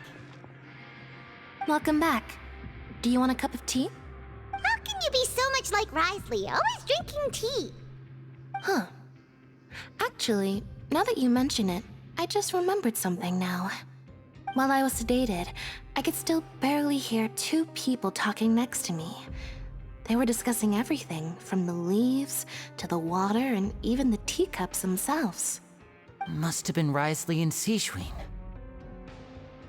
Yeah, I heard 1 male voice and 1 female, so it should have been the 2 of them. They really were just talking about brewing tea. I really can't make sense of this place. So, Traveler, Paimon, were you able to learn anything from Risley? Yeah, he explained everything. Very well. Then, would you mind checking your answers against my speculations? Yeah, I took the time to rest, so I'm feeling a lot more relaxed now. Nobody else is around, and Miss Sijween is also busy with something or other, so let's just talk here. All right, then I'll posit my theories. I asked myself 3 questions. Firstly, why was Fremine affected by the primordial seawater? It was because he dove into the sea. My theory is, the long-lost primordial sea is probably very close to the fortress of Meripede. Ooh, he's good. He got that right on the first try. That's Arlini. Secondly, Risley's attitude changed dramatically during the course of our stay here. He ignored us completely at first, then suddenly roadblocked us. Why? I spent quite a long time thinking about this. If he has been monitoring the Fatui since the very beginning, he probably ignored us at first because he was hoping we could find Master Child for him. What's more, the Fortress of Meripede is not part of Fontaine's court system, nor does it report to Udex Nervulet. Risley is basically the king of a no-man's land. As long as the fortress doesn't do anything about Master Child's disappearance, Father can use it to pressure the Fontaine authorities. And while the 2 factions are pitted against each other, Risley will be free to move between the parties of interest. If I had to guess, he probably has something that he's working on himself. It's likely related to the secret of the infirmary, but I just can't think of what it could be. You're super smart. Thanks so much. Then finally, there's the last question. If Risley does have a plan, what could it be? All I know for now is that his plan probably has something to do with the changing nature of the seawater. He's even gotten Cloran to help him out. That can't be the full extent of what he's doing. There's probably a secret passageway behind the block in the infirmary, and there's something big in the fortress that most people here never get to see. He has a bargaining chip, and it could be important enough for Father to deal with him directly. I don't have enough information, so I have no idea what his chip might be. But let me guess. You have the last piece of the puzzle.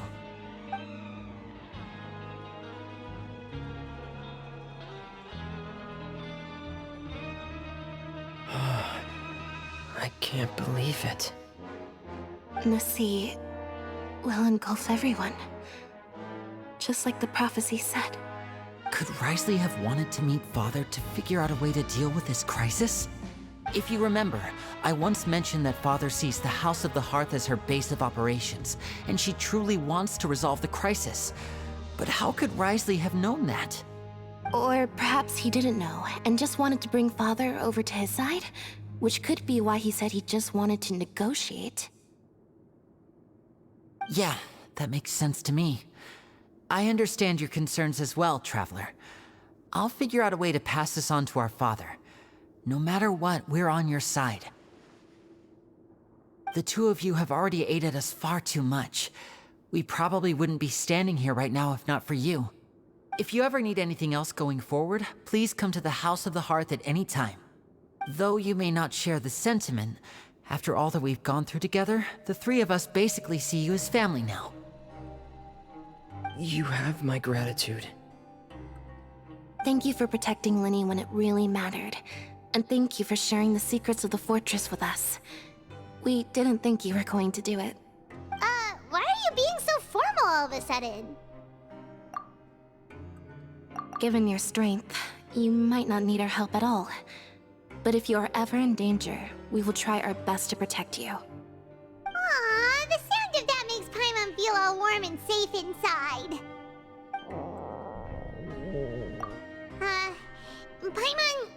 Paimon's hungry. Oh, you've done so much already. Go get some food. Alright, then we'll catch you guys another time.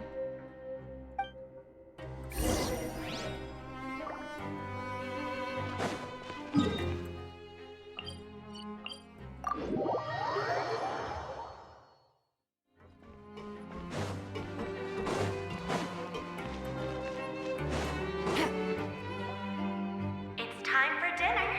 Welfare meals now being served in the coupon cafeteria. Come on, let's go pick up ours as well.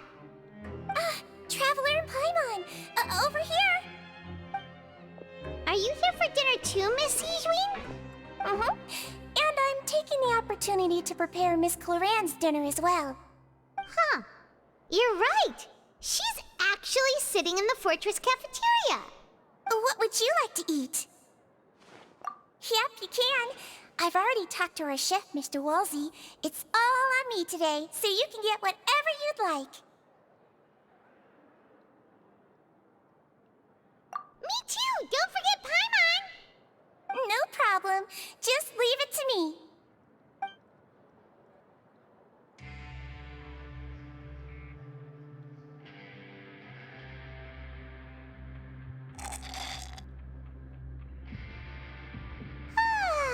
So delicious. Paimon's so happy. Paimon wants to feast like this every day. Feeling full yet? How's the food? Delicious.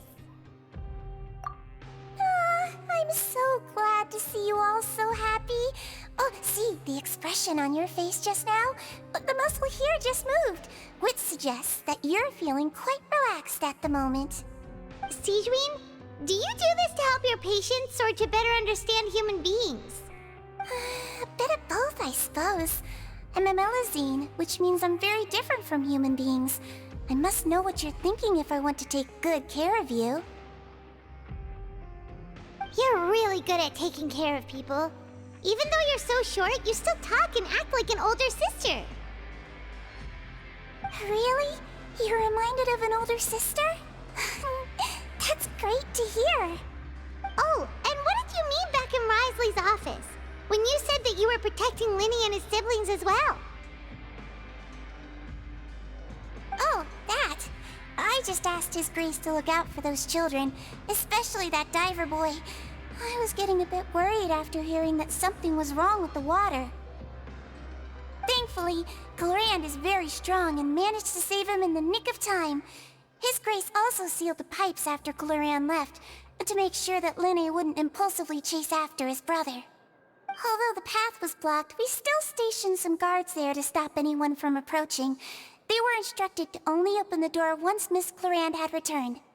Oh, and I was keeping an eye on Mr. Linny as well. We had to press him, but we couldn't allow him to be in any real danger. You were all super considerate and really thought everything through. It's just what we do down here at the fortress. At least this has been His Grace's style for as long as he's been the leader. Oh, I really wish Monsieur Nervula would come down here more often too. I feel like he'd like it here, with all the darkness and chaos.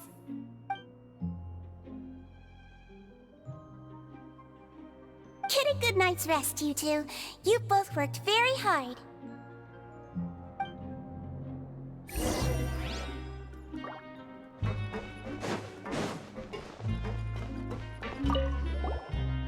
Glorand!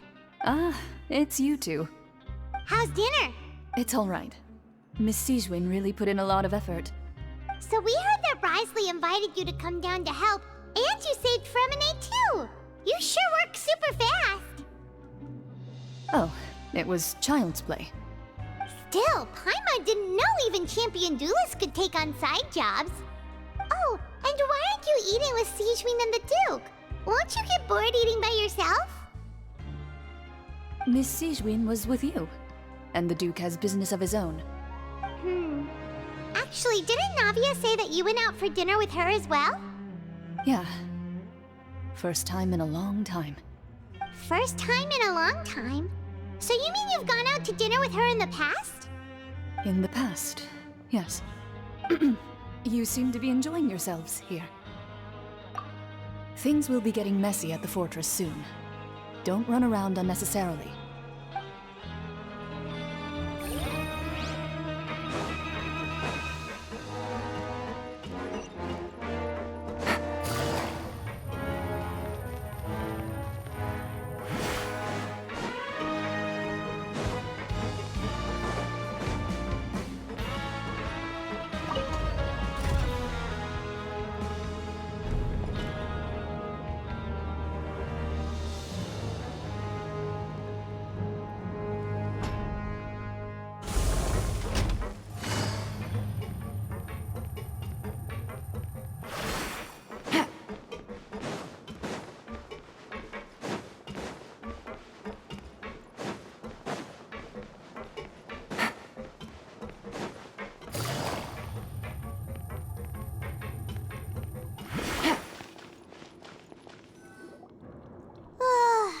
Much has happened.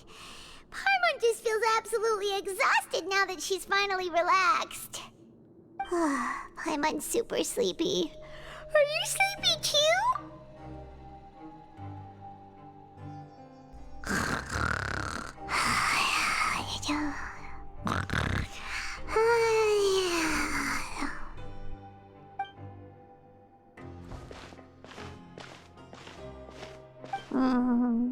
Delicious. Paimon wants seconds for free.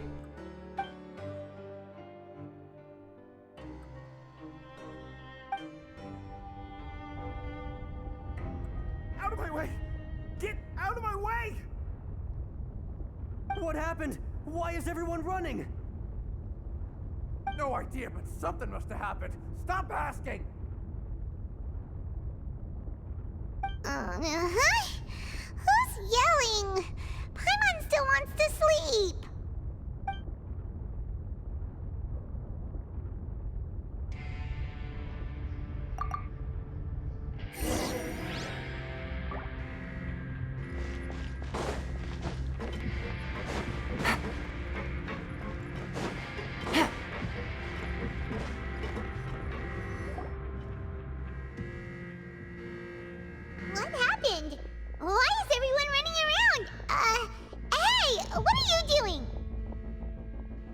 No time to explain, mate. Goodbye. Hey, wait! What's wrong with these people? They won't even talk to us. They're here! Yeah, there you are! Oh, thank goodness! Quisto and Lavaroon, do you know what happened here? We came here especially to inform you. Something seems to have gone terribly wrong just now. His Grace is telling everyone to evacuate and get out of here. Lavaroon was saying you two are new here and you don't have many friends, so you might slip through the cracks. Haven't you heard all the stories like that? An evacuation is successfully completed, yet you only find out once you do a head count that 1 or 2 people are missing. Wait, weren't you the one who brought that up? Why is it suddenly my idea? Hey, shut up! Okay, whatever. The point is, you should come with us. Yeah, he said to get as far away as possible, upwards and outwards. Oh no, it can't be that thing! Whoa, wait, what? What? Hey, where are you? We have to go find the Duke! You two just go and get out! Go on without us! Hey, hey! Be careful! Attention! Please evacuate upwards and outwards, upwards and outwards. If you're already at the topmost layer, then try to move as far outwards as possible.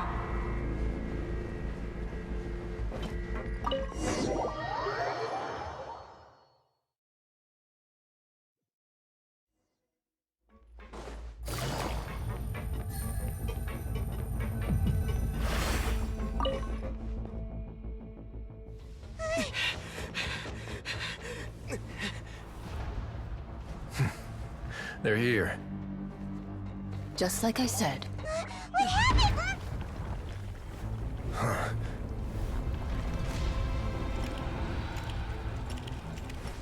You're just in time. But be ready to run.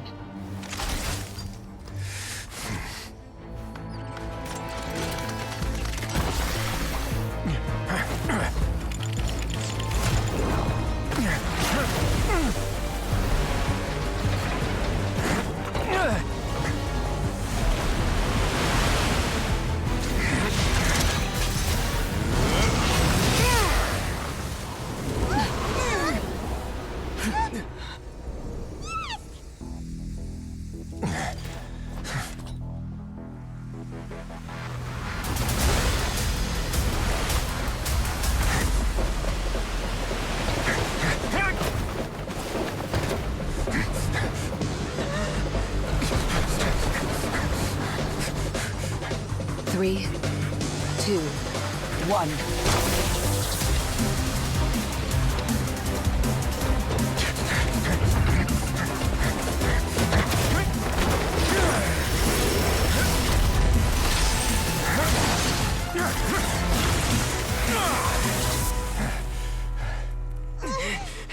This won't hold it for long.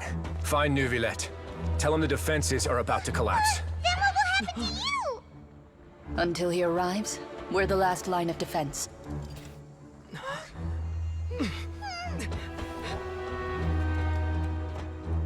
The gate. How long do you think it'll hold? That depends on us.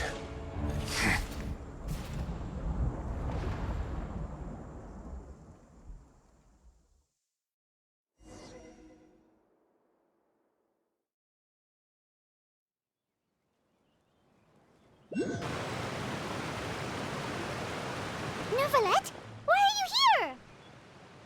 Traveler, I need you to head to the Opera House immediately. Farina will soon be meeting with the knave there. You must protect Farina, and make sure she doesn't spend too much time alone with her. Will do. You have my sincerest gratitude. Take it easy.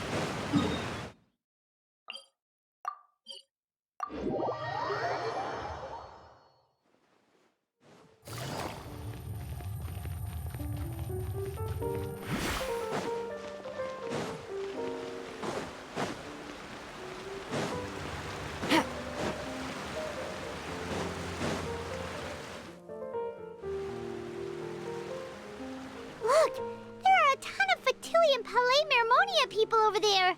The knave is probably here already. We need to hurry. Are you two the traveler in Paimon?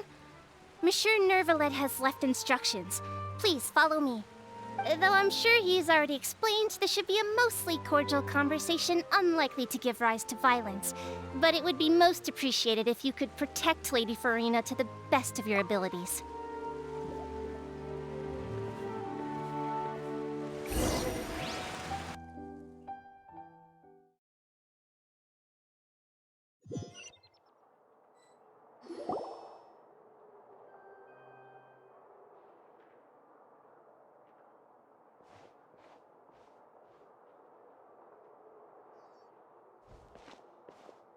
Oh, so you two are the honored guests Miss Farina mentioned. Of course, of course! How could they not attend a meeting such as this? I must always have 2 or more guests at my dessert table. Otherwise, the occasion would be too lonely and unbecoming of my station. It is my pleasure to make your acquaintance, traveler. I have heard much of your accomplishments. I am the Knave, one of the 11 Fatui Harbingers.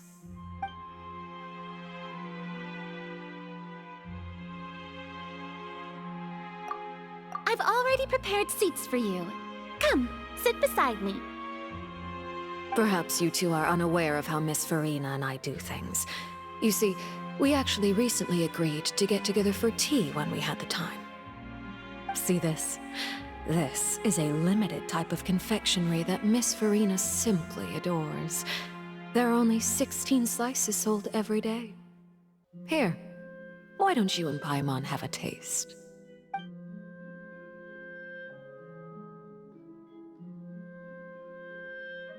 Traveler, what do you think of this cake?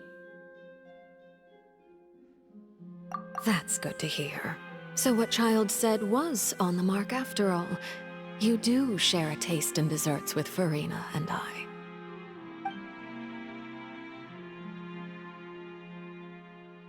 I wonder how he's doing nowadays. You must have heard, right? He's suddenly gone missing. I'm really worried about his safety, you know. Here's to hoping that he's an excellent swimmer. Since we're talking about him, I feel like I should add something. His martial prowess really looked certainly pretty impressive, yeah.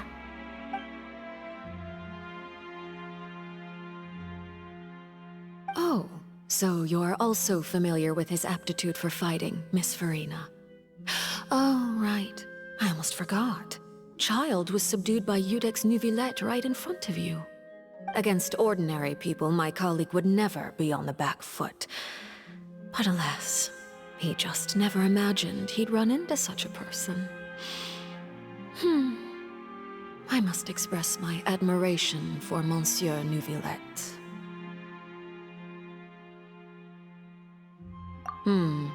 Coming from you, that's not surprising at all. But I thought you would be happier to hear the news. Of course, but it's still a bit of a shame. You see, I would have been far happier had I received this news somewhat earlier.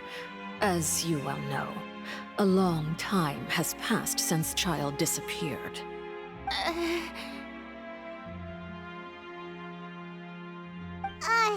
Well, in any case, there's no need to worry. We know for sure that Child is still alive. Oh, and just how do you know that? Because we found evidence that proved he left the Fortress of Meripede. And where did he go after leaving the fortress? Well...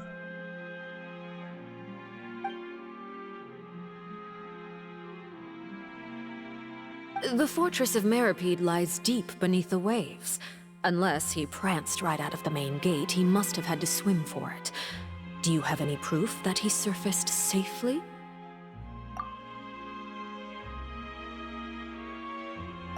Ah, that is good news at least. His sister Tonya sent a letter to Fontaine not too long ago. Since he was unfortunately unavailable, I picked it up on his behalf. Do you have any idea how he usually writes back to his family?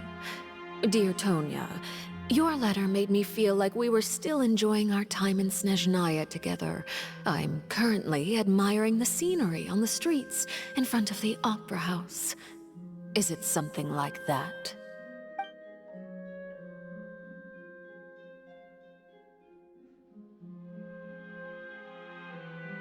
All letters tend to follow the same few formats anyway, right?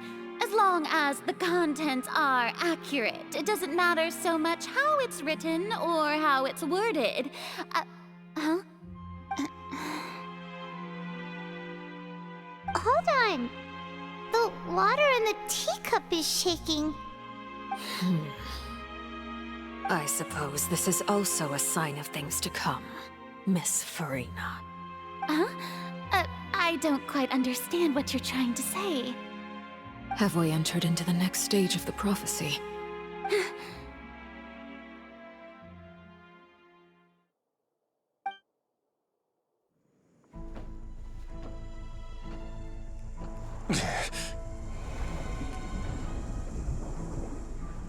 My thanks to you both. I will take it from here.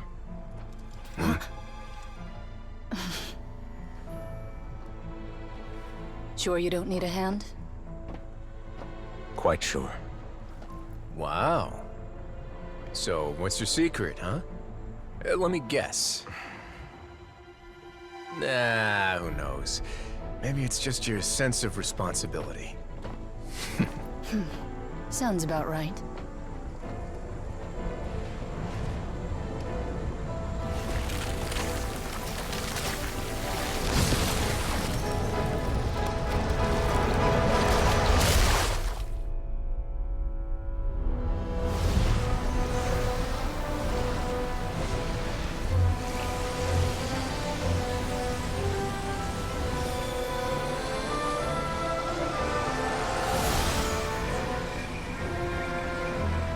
A day may come when the prophecy is fulfilled, and the waters burst forth.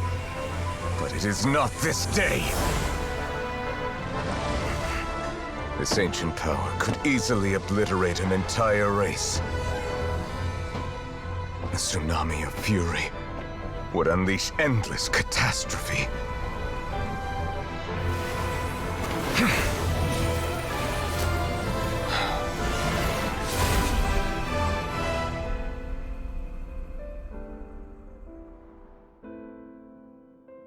This sentence is too severe. Forgive me for overruling it.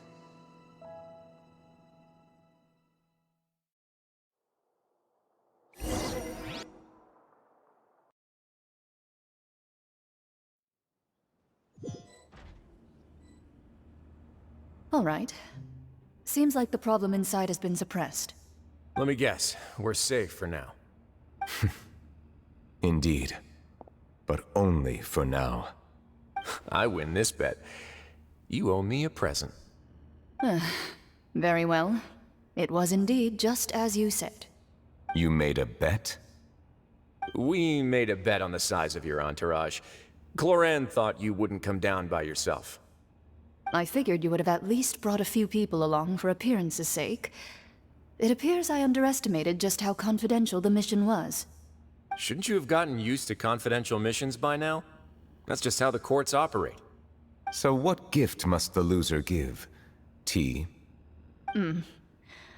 He already has tons of tea in his office. I'm thinking about a set of legal codices.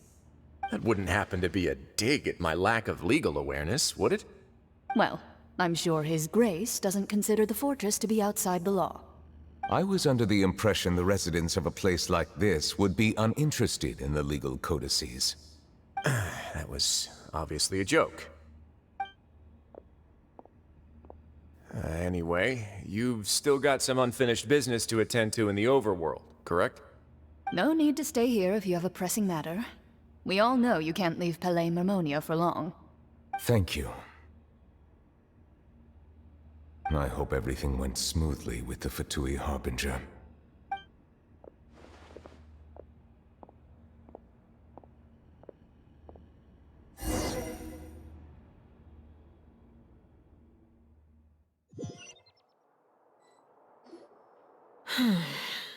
I must say, We've spent long enough playing house. Miss Farina, as the Hydro Archon, I am sure you understand the exact meaning of the phenomenon we just witnessed. Or should I say, that's what I originally thought. But looking at your expression, was I wrong? And you haven't a clue? What are you trying to say? At this point, I don't think there's any more need to speak as diplomatic representatives. Allow me to speak to you now as just a Fontainian. You know the prophecy by heart, and also that every part of it is being proven true. Yet, here you are, relaxing, drinking tea, and eating desserts as if it's all nothing more than a few stray bugs in your garden. Do you really think that's acceptable? The prophecy's hanging above our necks like a guillotine. Every faction is looking for a way to either avert the disaster or save their own. Even the orphans of the House of the Hearth have devoted everything to saving their homeland. But you? It beggars belief just how nonchalant and carefree you have been. From the very beginning, you, the god Focalor, you have utterly failed to take action. You're wrong. I've never ignored the prophecy, nor have I just been passing the time in self-indulgence. Retract your accusation and stop doubting the wisdom of the gods with such absurd conjectures! I am not alone in my doubts, you know. All the children of Fontaine may be harboring the exact same thoughts right now. Oh, great Hydro Archon. How are you going to save them? Save us? How are the people you've sworn to protect supposed to survive in a land that will soon disappear beneath the waves? I have my ways, and I've been working on them for all this time. Even if you look down upon me, you have no right to judge me. Fontaine will be saved. Even if I still cannot see the true future right now, as long as I continue on as I am, I will be able to hold my head up high!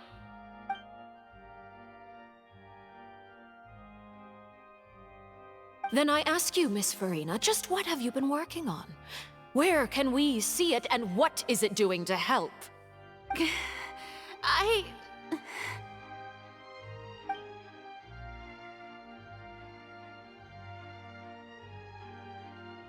My machinations are just like the prophecy itself.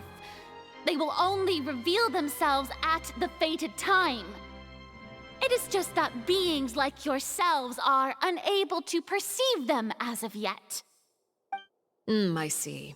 As a god, the proof of your labor always lies beyond prying mortal eyes. Allow me to be so bold as to ask another way. Would it be possible for you to tell us the parts of your plan that are not confidential? Such as your emergency response plan for the impending disaster? An emergency response plan? Oh, that look in your eyes. Have you not even prepared one of those? The emergency response plan is also strictly confidential. Then allow me to jog your memory. Miss Farina, what is the purpose of your Oratrice Mécanique d'Analyse Cardinal? And what do you plan to do with the massive amounts of indemnitium that has accumulated over the years? The Oratrice? It's just like it appears to be. So you also have no idea. If I'm not mistaken, someone's using it to prepare for something. But unfortunately, it would seem that someone is not you, Miss Farina. I first caught wind of this when Linny tried to investigate the Oratrice in the Opera House. You see, even just getting close to the core contaminated him with an extremely large amount of indemnitium. But even if that had nothing to do with you, then what could you possibly be working on, oh great Hydro Archon? Oh, right. I almost forgot. Udex Neuvillette is not at the tea party with us today. Miss Farina, I suppose you must have ordered him away to take care of some troublesome business. Yeah, yes, that's exactly right. Please keep it a secret for me. Of course I will. Although, I must say, Miss Farina, you seem quite insecure without the Udex by your side. Oh, very well. Let's stop that conversation here. There are still a few slices of cake left, so please, help yourselves, everyone.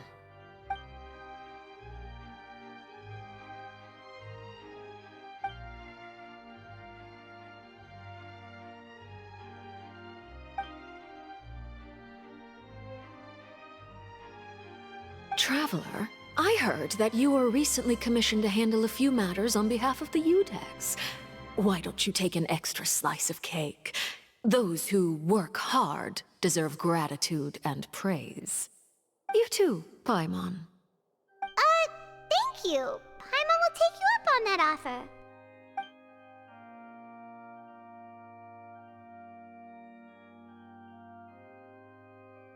Oh, Paimon's super full. That cake was great. If it's on my tea table, it must be of the highest quality. Yes, and we must thank the knave for bringing these over as well. You're welcome. I'm sure the cake also felt greatly honored to be featured at Miss Farina's table. And I was merely catering to Miss Farina's tastes, seeking a chance to chat over tea. It is getting late. Why don't we call it a day? There are still a few matters that I need to take care of, so I must take my leave now. Very well. We'll end it here. Mind seeing me off, Traveler? We could use the opportunity to discuss Child before I must be on my way. Paimon's coming too!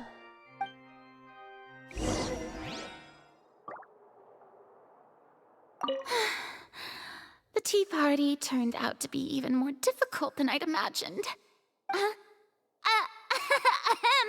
Why are you looking at me like that? Is something the matter? If there's nothing urgent, then I shall be retiring for now.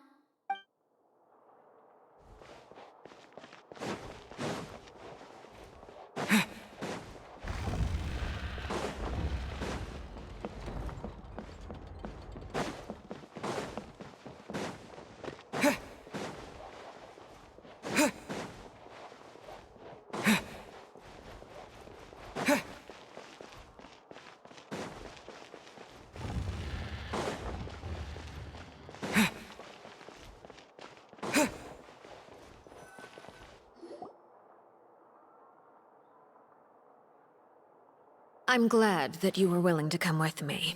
Of course, Child was just an excuse. I have no interest in your dealings with him. That's what Paimon thought. You lent your aid to the children of the House of the Hearth.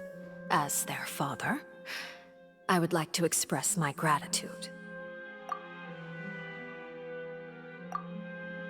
That was all.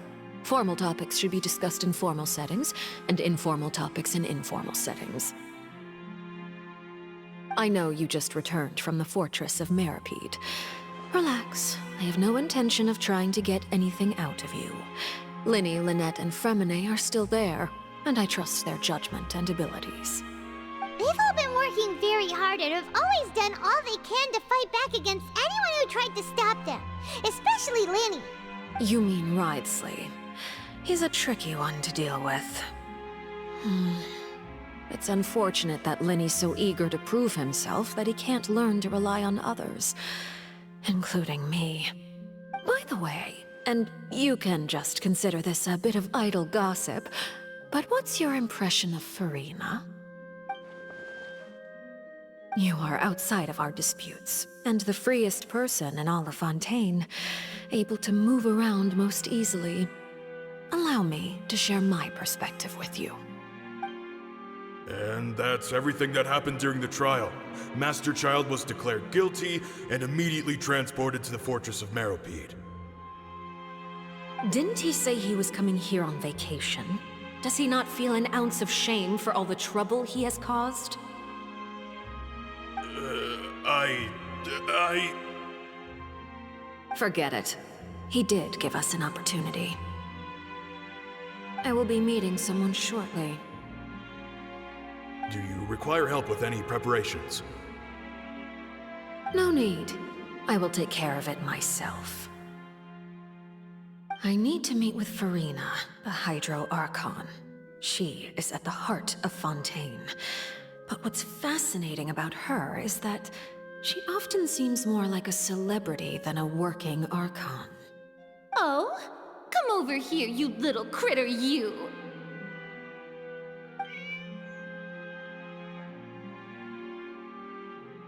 You dare to run from me? Stop right this instant! My goal is just to discover the location of the Gnosis. But I didn't expect the chance to approach Farina to be handed to me on a silver platter. This is so easy, it's actually making me a bit suspicious. Anything left unguarded is usually just bait. But no one will blame someone for taking the bait. After all, from the moment it was attached to the hook, the bait is meant to be sacrificed. It's just as I guessed in the second before I struck. The Hydronosis is not currently held by the Archon. In fact, this Archon doesn't seem like a god at all. And I sense that she's under some kind of curse. Who are you? And what are you trying to do? Please don't kill me! I'm begging you, please! The fear in her pupils is genuine, so perhaps she's not bait after all. Either way, targeting her has lost all meaning. I left the scene with ease. Nobody came looking for me, and nobody could serve as a witness to my near assassination of Focalor. I suspect even Farina dares not mention this incident to anyone. Not long after, my informants confirmed what I had guessed. After returning to her quarters, Farina quietly cried alone. She was so scared that she could not sleep that night, nor could she even bring herself to eat her cake. There's no doubt that there's something wrong with her. I began to entertain the possibility that she is not the true Hydro Archon. Perhaps Iudex Neuvillette is actually the genuine article. I have to find the Gnosis. If the Neuvillette hypothesis is correct, he is probably in possession of it. Alternatively, it might have been hidden in a place that's hard for ordinary people to access. Yes, Father. My dear children, please speak. News from the fortress of Meripede. Master Child has gone missing. On top of that, the contacts and guards we bribed at the fortress have all gone quiet as well. Probably the handiwork of that Ridesley. I'm afraid so. This is a good opportunity. The value of a Harbinger is much higher than most would imagine. We now have an excuse to exert diplomatic pressure on the Fontaine authorities. Set up a meeting for me. I would like to meet the Hydro Archon and Iudex Neuvillette. Oh, and I have an additional mission for you three. Yes, Father. Tartaglia's disappearance was not a part of my plan, but I can use it to make a breakthrough. With this as my excuse, I can ask for an official audience and continue my investigation of Farina and Iudex Neuvillette. The initiative belongs to the House of the Hearth. My wish to investigate the fortress of Meripede will be a front. Linny and his group will be responsible for the actual intelligence gathering.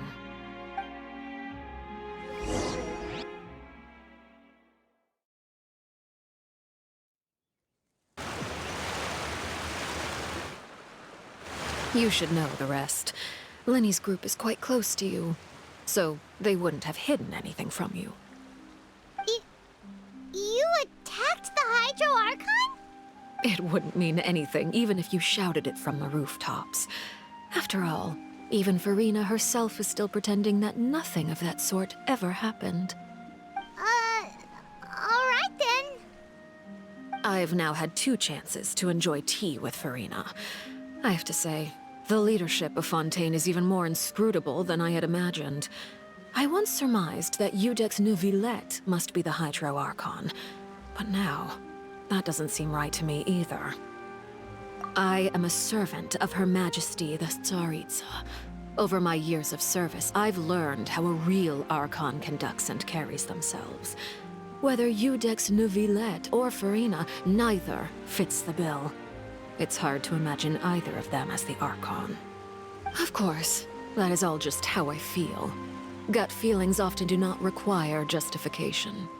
It is, however, quite amusing to me that after all my years working in intelligence gathering, I've come to realize I am at a complete loss regarding the identity of the god of the land of my birth. Don't you think Fontaine is quite intriguing? A catastrophe looms, yet many secrets have yet to rise to the surface. It looks like Fontainians will have no choice but to save themselves. Ultimately, though, one must survive in order to do anything else. Should the need arise, I would be happy to cooperate with you. You don't need to commit to anything right now, of course. I have a feeling that the situation will continue to evolve, and as your name is often connected with noble deeds, I'm sure we will work together someday. He certainly returned quickly. You must want to catch up with each other, so I'll leave you to him.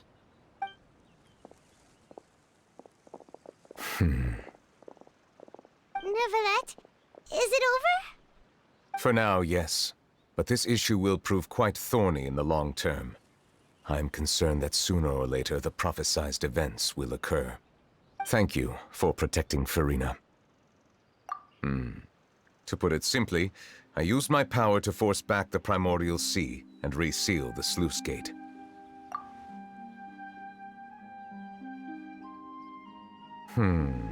So as expected, the Knave has turned up the pressure on Farina.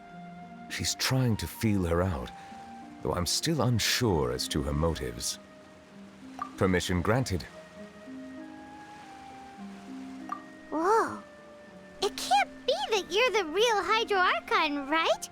But that's just a speculation on our part, though. You can't tell us?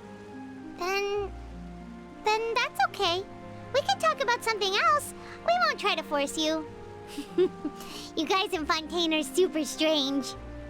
If by the phrase, you guys, you are referring to Farina and I, then although I'm not sure just what you are trying to imply, I must clarify that I do not share her positions on a multitude of topics.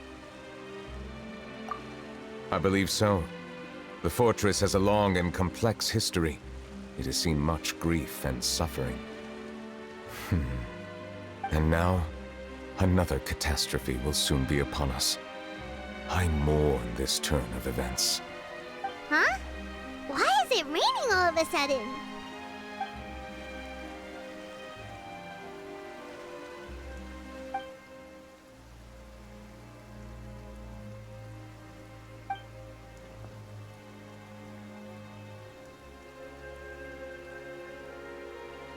You may be closer to the truth than you think.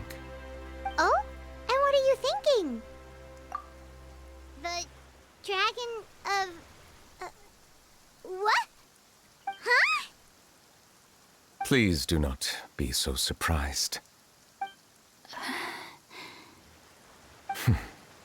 Farina? Neuvillette, are you listening? My apologies. We were just guessing randomly. We didn't guess right, did we? You're not actually the dragon sovereign of water, right? Well, if you don't want to confirm or deny... You guessed correctly. I sincerely hope you'll be able to keep this a secret for me. Right, of course. We'll definitely help you keep it a secret. There's still something Paimon wants to ask you, though. Please, go ahead. Well, if you are the dragon sovereign of water, and you were able to force back the primordial sea from the fortress, Then since Fontaine's prophecy is all about seawater, couldn't you just use your power to solve the crisis? None of the currently living dragon sovereigns in the world, myself included, possess our full dragonhood. They say that when the first usurper arrived on Tivat, they seized a part of the dragon's power. Today, that stolen power is the basis of the Archon's authorities. There are 7 elemental Archons and 7 matching dragon sovereigns. The dragon sovereign of water who lived through that era perished a long time ago. As their successor, I know far less of that part of our ancient history. In any case, I believe I will not be able to do much unless the Archon disappears and returns their elemental authority to me. Given the status quo, however, I would recommend finding another way to deal with the prophecy. Oh, so even you can't solve it. I still have some urgent matters to attend to at my office. If you have any more questions regarding ancient history, you are welcome to discuss them with me at a later time. Please go right ahead. There's a place that Paimon wants to go too. Traveler, why don't we pay another visit to the Fortress of Meropide? Paimon, we'll see you another time. Take care.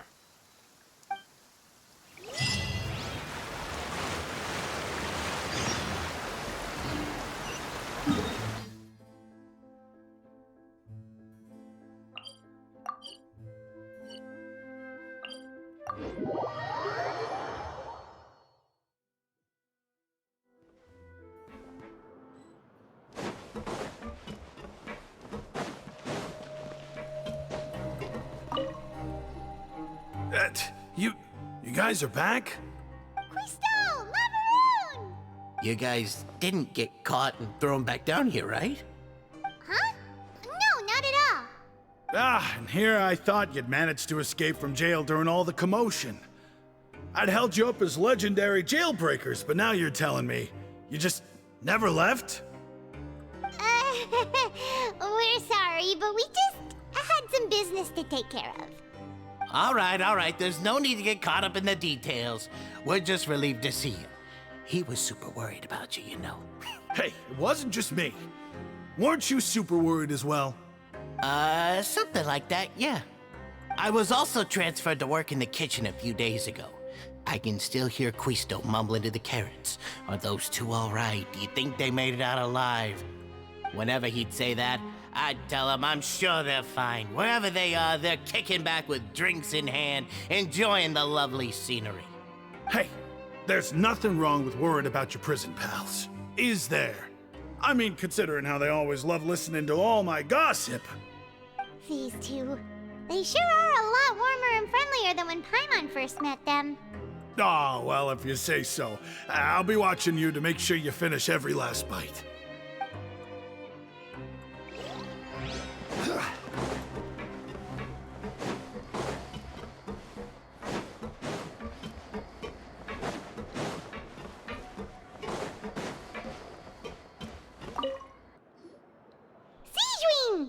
Traveler, Paimon, you're back!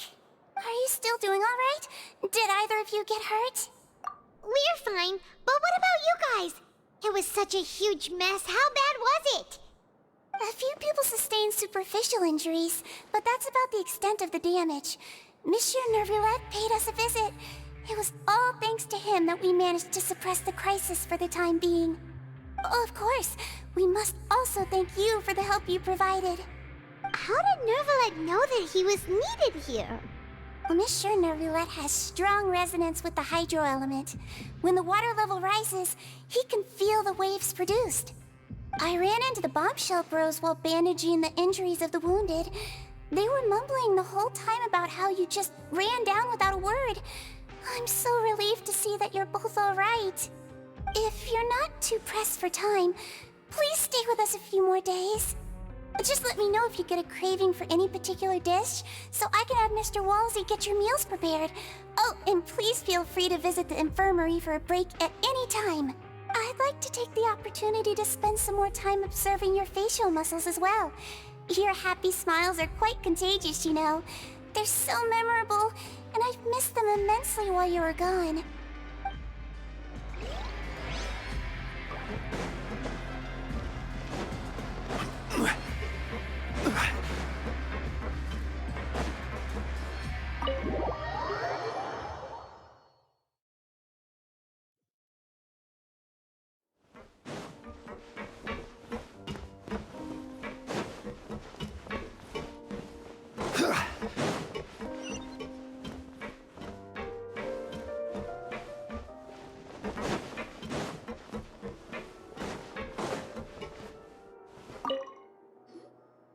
warrior. Miss Sijween told me you still haven't eaten. Yeah, I was working on something, so I forgot. That's no excuse for... Huh? It's you two. Junior, Lurvine, we're back! Hello there. It's been quite the mess here recently. How have you been? And you? Are you still taking the secret passageway from the infirmary to work on the ship? Yep. That is still top secret, though. So don't say a word to anyone. It can be a bit annoying when there are lots of people in the infirmary, but I still prefer taking that route over the one from the Duke's office. I mean, the infirmary does make it easier for you to slack off. Oh yeah? Then why are you also here so much? You two really are just using your jobs as a cover for your relationship, aren't you? Not at all!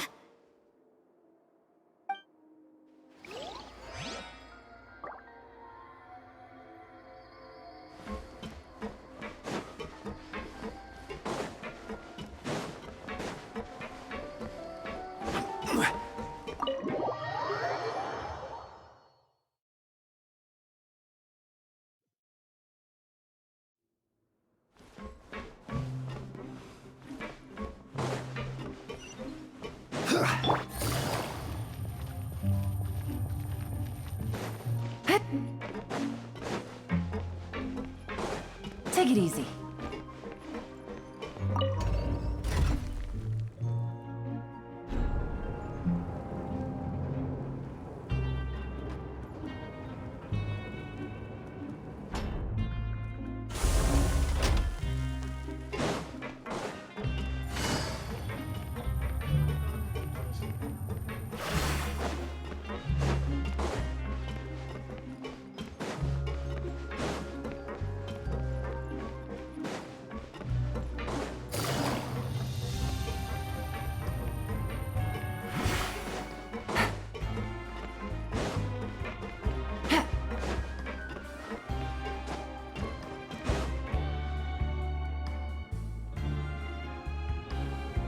Now guess, what suit will this next card be?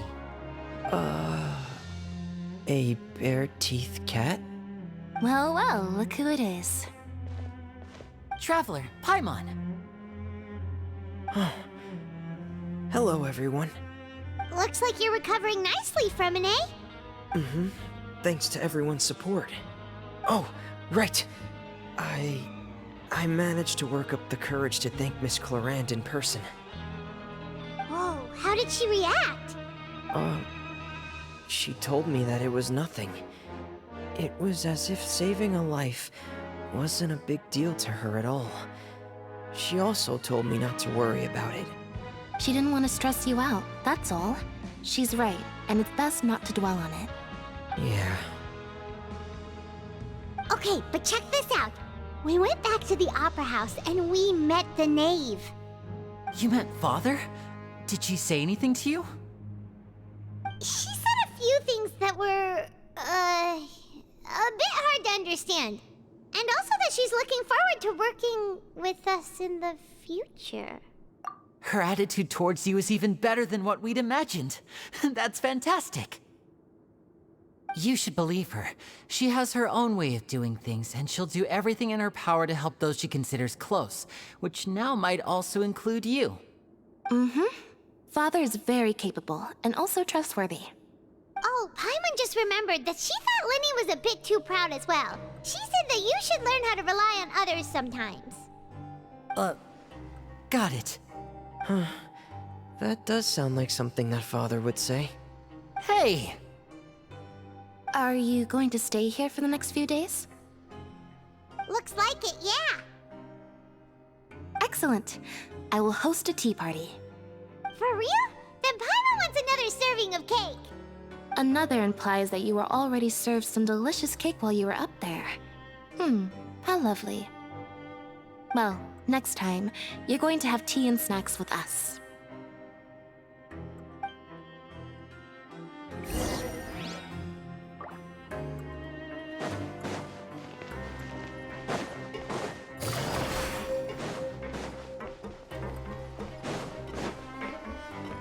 Take it easy.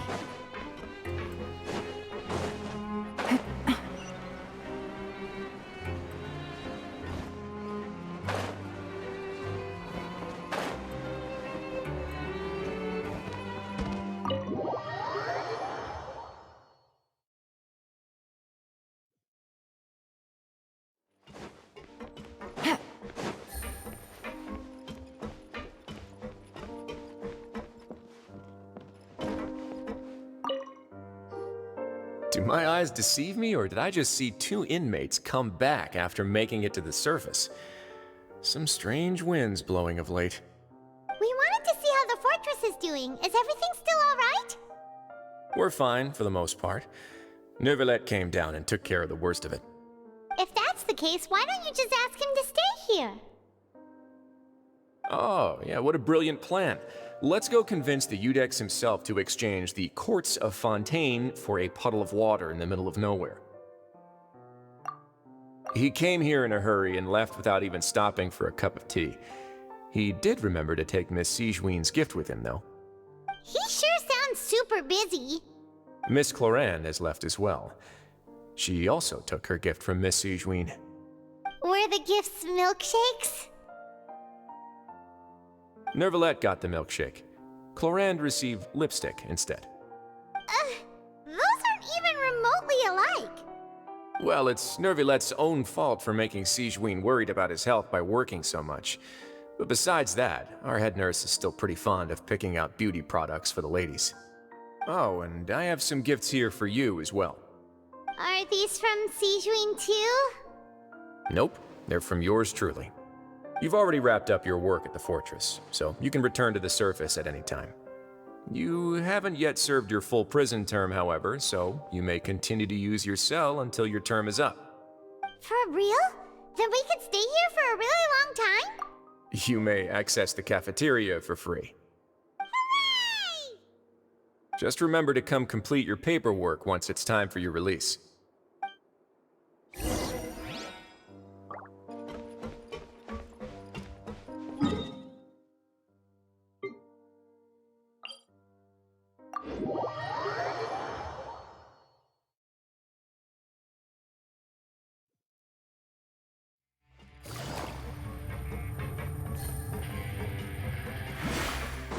Take it easy.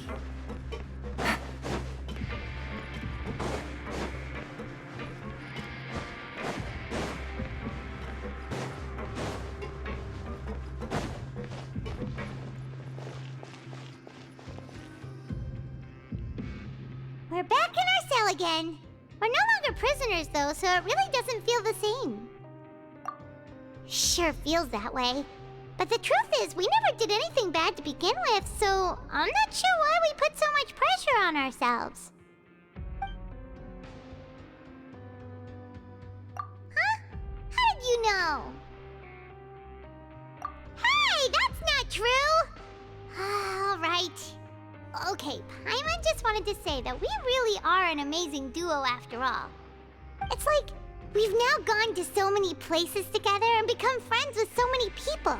We've never stopped traveling or stopped meeting new friends. There are so many bad things in the world, and we're just two people, but we've still been solving problems no matter where we go. Isn't that pretty cool? You're counting Paimon today? Aren't you the only adventurer here? Then let's ask Catherine to give Paimon an adventurer handbook as well. Paimon will also be an adventurer from today forward. Just our thoughts making Paimon giddy. Paimon's gonna crash, so you sleep soon too. The last time we fell asleep here, we woke up to a whole mess outside our cell. The primordial seawater nearly rose up. That was so scary. We should be safe now, right? Alright then, good night to you, traveler.